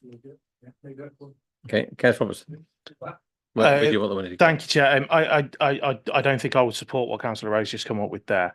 I think that the strategic way that those bids for VCSE funding come through is a real strength of that process. Whilst I completely understand, we do want to make sure that we're investing in our young people. I don't think we need to see this as there's only, we're going to have to pull it from one place and bring it in from somewhere else and cut something out. And I've been absolutely forthright all year, and I will continue to be so, that there should be absolutely no cut in that budget that we provide to our voluntary sector groups, because they are, in the many, many, many cases, the preventative service that I've already raised twice in this meeting. So actually, to take some funding away from that, which has a really robust, really appropriate, proven decision-making process that goes with it, and just throw it at the Youth Council, screams of tokenism, and it's not the correct way to do things. Now, I'm not suggesting the Youth Council doesn't require funding and shouldn't have funding, but it absolutely shouldn't come from robbing Peter to pay Paul. Councillor Woods has already made a suggestion of where that funding may come from, but I think it's really important that we absolutely recognise that whilst that Youth Council needs funding, it shouldn't in any way detract from the funding that's available for VCSE groups. Of course you can, yeah. Yeah, I don't think it's tokenism. And also, so we're clear, what my suggestion is, it isn't sort of funded through the youth, it's through the same process that applies to CBS funding, but then there is a pot which says this pot, whether it's the 100,000 or whatever, is specifically for youth projects and groups that face out onto the Youth Council. I think it's like a quota. There is a quota that would apply specifically for youth, the youth generation. I think it's we can talk about supporting the younger generation and having initiatives like the Youth Council and listening to the youth, but this is an opportunity to do something tangible. That's what I'm trying to say. Where we use some of that money specifically, and then we could promote that. We could say there is a specific budget as part of the CVS budget specific for youth projects to try and kickstart more projects in this district specifically for that generation. This could be a further subject for scrutiny to look at, but if you want to come in. Yeah, I'm sure that you'll do whatever you want to do with scrutinising the Youth Council, and I wish you luck in it. I think more widely than that, but I just remind the committee that, as I've already said, it has its own budget and is a valuable consultee on things that this council chooses to do, and it has previously expressed a view on where it may wish to see further funding. Although, of course, the appropriate decision-making point is with us as the elected members, and by coming via whether it's scrutiny, whether it's via planning. And I see a shake of the head from Councillor Woodward, but we are put here for a reason, Sue, and I believe that is that reason. To reassure Councillor Robertson, there are absolutely no plans to cut the community and voluntary sector budget, particularly not to shovel money in any different direction. That's not going to happen. In fact, I thought it was a key example of the collegiality that we were managing to start achieving, is that you asked, we were able to deliver, and that is an element of the budget that we are able to agree on. If there are ways to increase it via the way that Councillor Woodward has suggested, then certainly we'll look at doing that. And the fund that it's the 100,000 has currently been allocated to is left deliberately very vague to allow us to make exactly this sort of change, and so that we're not nailing our colours to the mast exactly on what we're going to do on that, because I want to have that ability to be fleet of foot without creating, as we previously had, a raft of allocated reserves and taking all of that fleet of footness out of the decision-making bodies. I don't want to go down that line again, which is why we're deliberately trying to allow ourselves the latitude to make those decisions. I'm sure that I've generated some things that people want to raise in that. Okay, Phil Whitehead, you wanted to come in on page 52 regarding properties and the value of properties. Did you want to come back in on that, or? Yes, thank you, Chair. It was just clarity, if I can just find it. This is Appendix B, 6.2. Or 6.3, actually. Or 6.2. It's in between.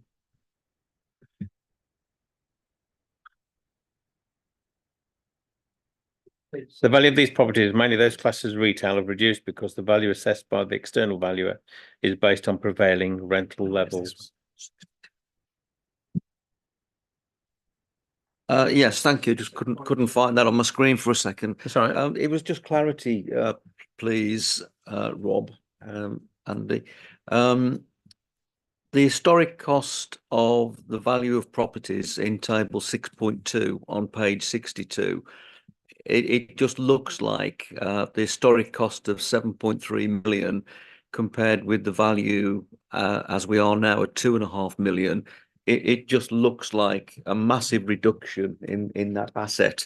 And is that something to be concerned about? Is that something where action is being taken, or are we happy with that position as we are now? So a number, these are the retail properties. So a number of these properties were acquired a long time ago. So if you take Ball Street shops, things like that, they are old. So the cost we paid for them would have been the rate they were applicable at that prevailing time. Obviously, what we've had in the last, 5, 6, 7 years is quite a downturn in the retail market, which has depressed rental values effectively. The value we use is the rental value to calculate the value of the asset moving forward. So the reason you've seen large reductions is because the rental you get from the retail market has dropped significantly. Do we need to be worried about it from a financial point of view? Not necessarily, because they've still got value, and we in local government don't have to bank that loss effectively. There is an argument, though, that you may want to review those assets in terms of whether they still achieve the aims the council's seeking. Now, if that was purely a financial objective, you may well ask, well, they don't. There's risk there. However, if we're owning them and there's an element of place shaping, economic vibrancy, which there will be with some of these, the ownership question probably is a little bit more finesse in that situation. I mean, the ones that are in this, and I'm trying to remember off the top, I'm pretty sure Ball Street's in there, but we've got things probably like New Look and B&M, so it's literal city centre type assets that the council are owning. For instance, as an example, you've probably seen that we're doing works on the loafers, the fruit and veg, to convert it to enable loafers to move into a bigger premise. And then the aim is to redevelop the space above the current loafers into housing accommodation. So we are looking at things to make them better used, generate better returns, etc., and deliver better on opportunities.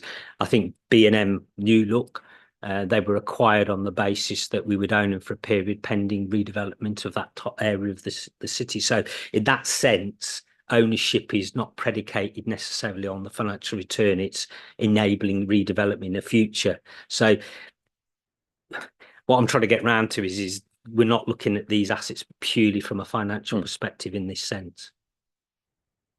Thank you. Is that helpful? Yeah, thanks. That answers the. Councillor was coming with a particular interest, I think. Yeah. Just throwing on, which goes to 5.3, just above, on the value of the building assets, which has pretty much doubled from 22 to 25. Does that including with inflation? Because that's quite a rise. 5.3 on Appendix B. Yeah, just the page before. Just page before. It's just trying to link in because that's the value of building assets as well, just linking in with that. And that's quite a jump in terms of the asset prices, especially in 2-3 years' time. If you can clarify how the figures, because especially with the economy nowadays, that's quite a jump. Thank you. Okay.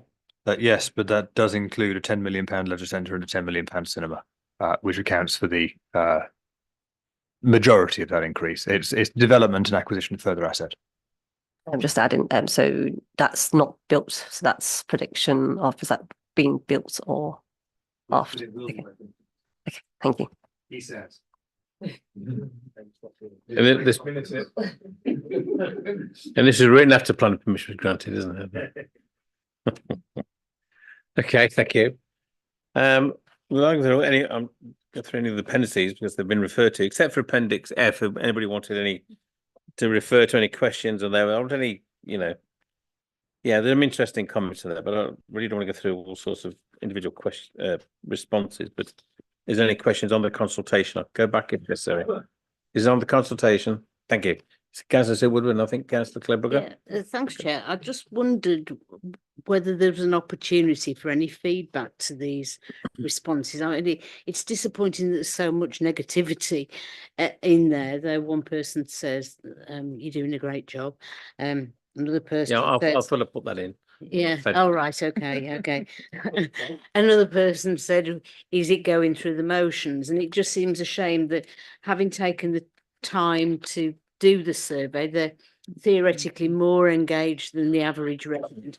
Is there an opportunity to feedback and perhaps just an opportunity to explain that we're not responsible for potholes as a district council, to give some sort of element of reassurance that they are being, all of these things are being listened to. I particularly like the one that says direct more funds to Burntwood. You've starved us for years. So I'd give that a huge cheer because that's my own sentiment as well. You spelled starved wrong though when you sent it in.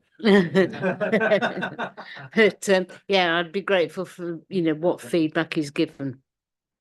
Yeah, I'll bring Claire in though, then you can answer both if that's okay. I'll respond to both. I thought this Annex F was brilliant. Actually, the voice of our residents loud and clear in their own words, and it's really important that we listen to what they're saying. I loved reading some of the comments. The one, you're doing a great job, male 65 to 8-year-old. Do you live in the district? No. Is that somebody's dad? But, but I really loved these comments and I love the engagement. I love this, I can't even think of the word, but anyway, I think it's great that we've got these comments and we've listened to the residents and we need to go through them and take note of them and yeah, really have a good look at them. And it's good to hear their voice. Thanks. The demographics, of course, is in this point, it's disappointing. Always my age group and that. Do you want to come back and then I'll bring in Dave Robertson then? I wanted one last go. Other than say that we read and take note of absolutely every consultation response that comes in.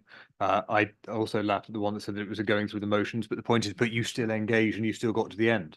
And so that for my mind is that you've made some progress. I hope that you've made a valuable contribution rather than saying I should cut everything.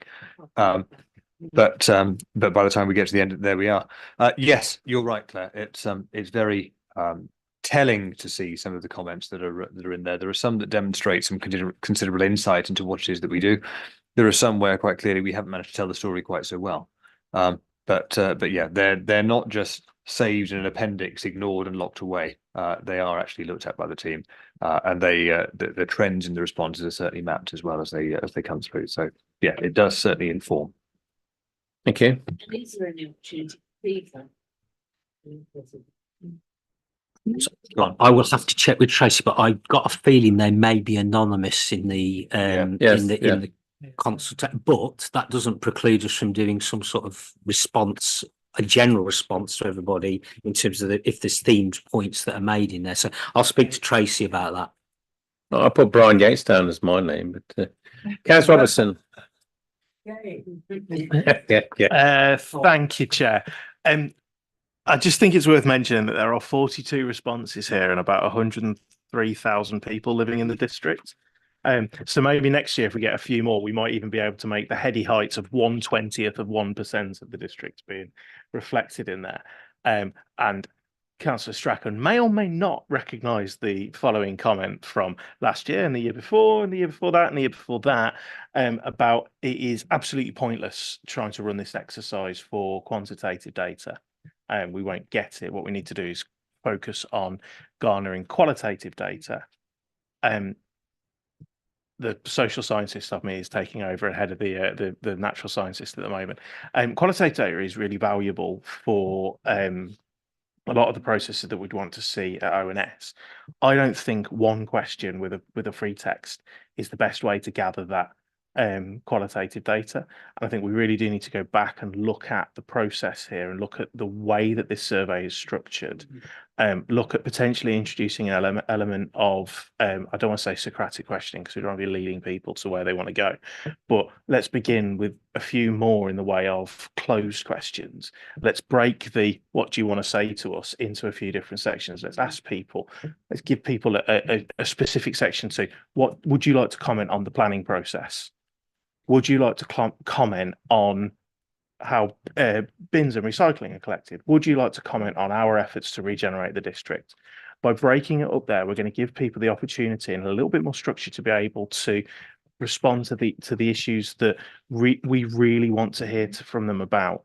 This really does strike me as filling a little bit of demographic data. What do you want to moan at me about? And I know it's not done like that, and I'm not trying to criticise officers, but I think there is a way that we can structure that survey differently to garner much higher quality information about the issues that we really do want to examine, where people have an impression about this council. And I really would say that would be a very valuable piece of work that we can do, so that when this qualitative stuff comes through, there's a lot more value in what's there. Not saying there isn't any value in what's there. Obviously, everybody's view is important, and we will listen to everybody. Can I ask about the budget exercise that was also uploaded online, where you put in various figures and you end up bankrupt or increasing costs? That's not referred to in here. Just wondered where that came into the whole system, if you remember that. Yep, that's reported on page. You don't have internal presentation within the consultation section at the very end. So before you get to the appendices, and that's where that data flows through. Just to note, this is the comment section at the end of that, which is then exhibited here at Appendix F. So at this point, respondents have already indicated their funding priorities across the course of the questionnaire, and then have a free text box to say anything extra. There are likely to be elements of design that we can take forwards as we bring this forwards.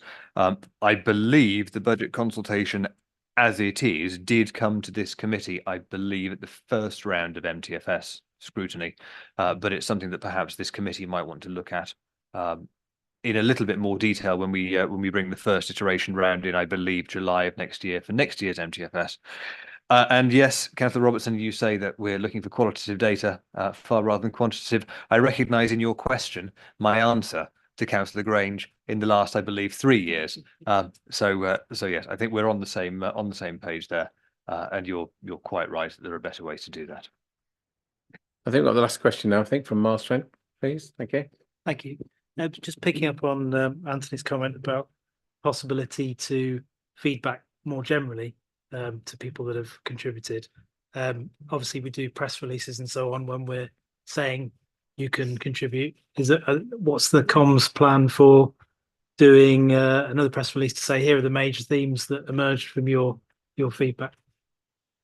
So we can. I'll talk to Tracy about that. That is definitely a possibility. Whether it be, I mean, Tracy uses a modicum of means, so that could be on the website as well, social media, etc. But I'll speak to Tracy about it. I mean, it's the principle of feeding back, not the means we use to do that. That's the most important thing. Yeah. And I meant to say it's it might just head off some of the negative comments next time round about this is just a waste of time. You won't listen to me if at the end of the process you do another press release that says we have listened. I suspect that we'll always get an element of those, but we may get fewer. I think the timing as well before the next consultation to actually have that feedback. Say last year you said this or something, and then that would be, that might work. So we'll leave that to others to consider. Well, the recommendations were there under section 2, and again we can't really go through them in the way that one might want to, but I think they've all been covered, and I can't believe that the cabinet member needs any more information, any more comments or so on. I mean, there'll still be debated at council, of course. I'm sure there will be, Chairman. Yes, from this point, we'll pick out whatever we can from here. We'll certainly take a look at the allocation for the 100,000, because I think that's probably a key steer that Scrutiny has given us this evening.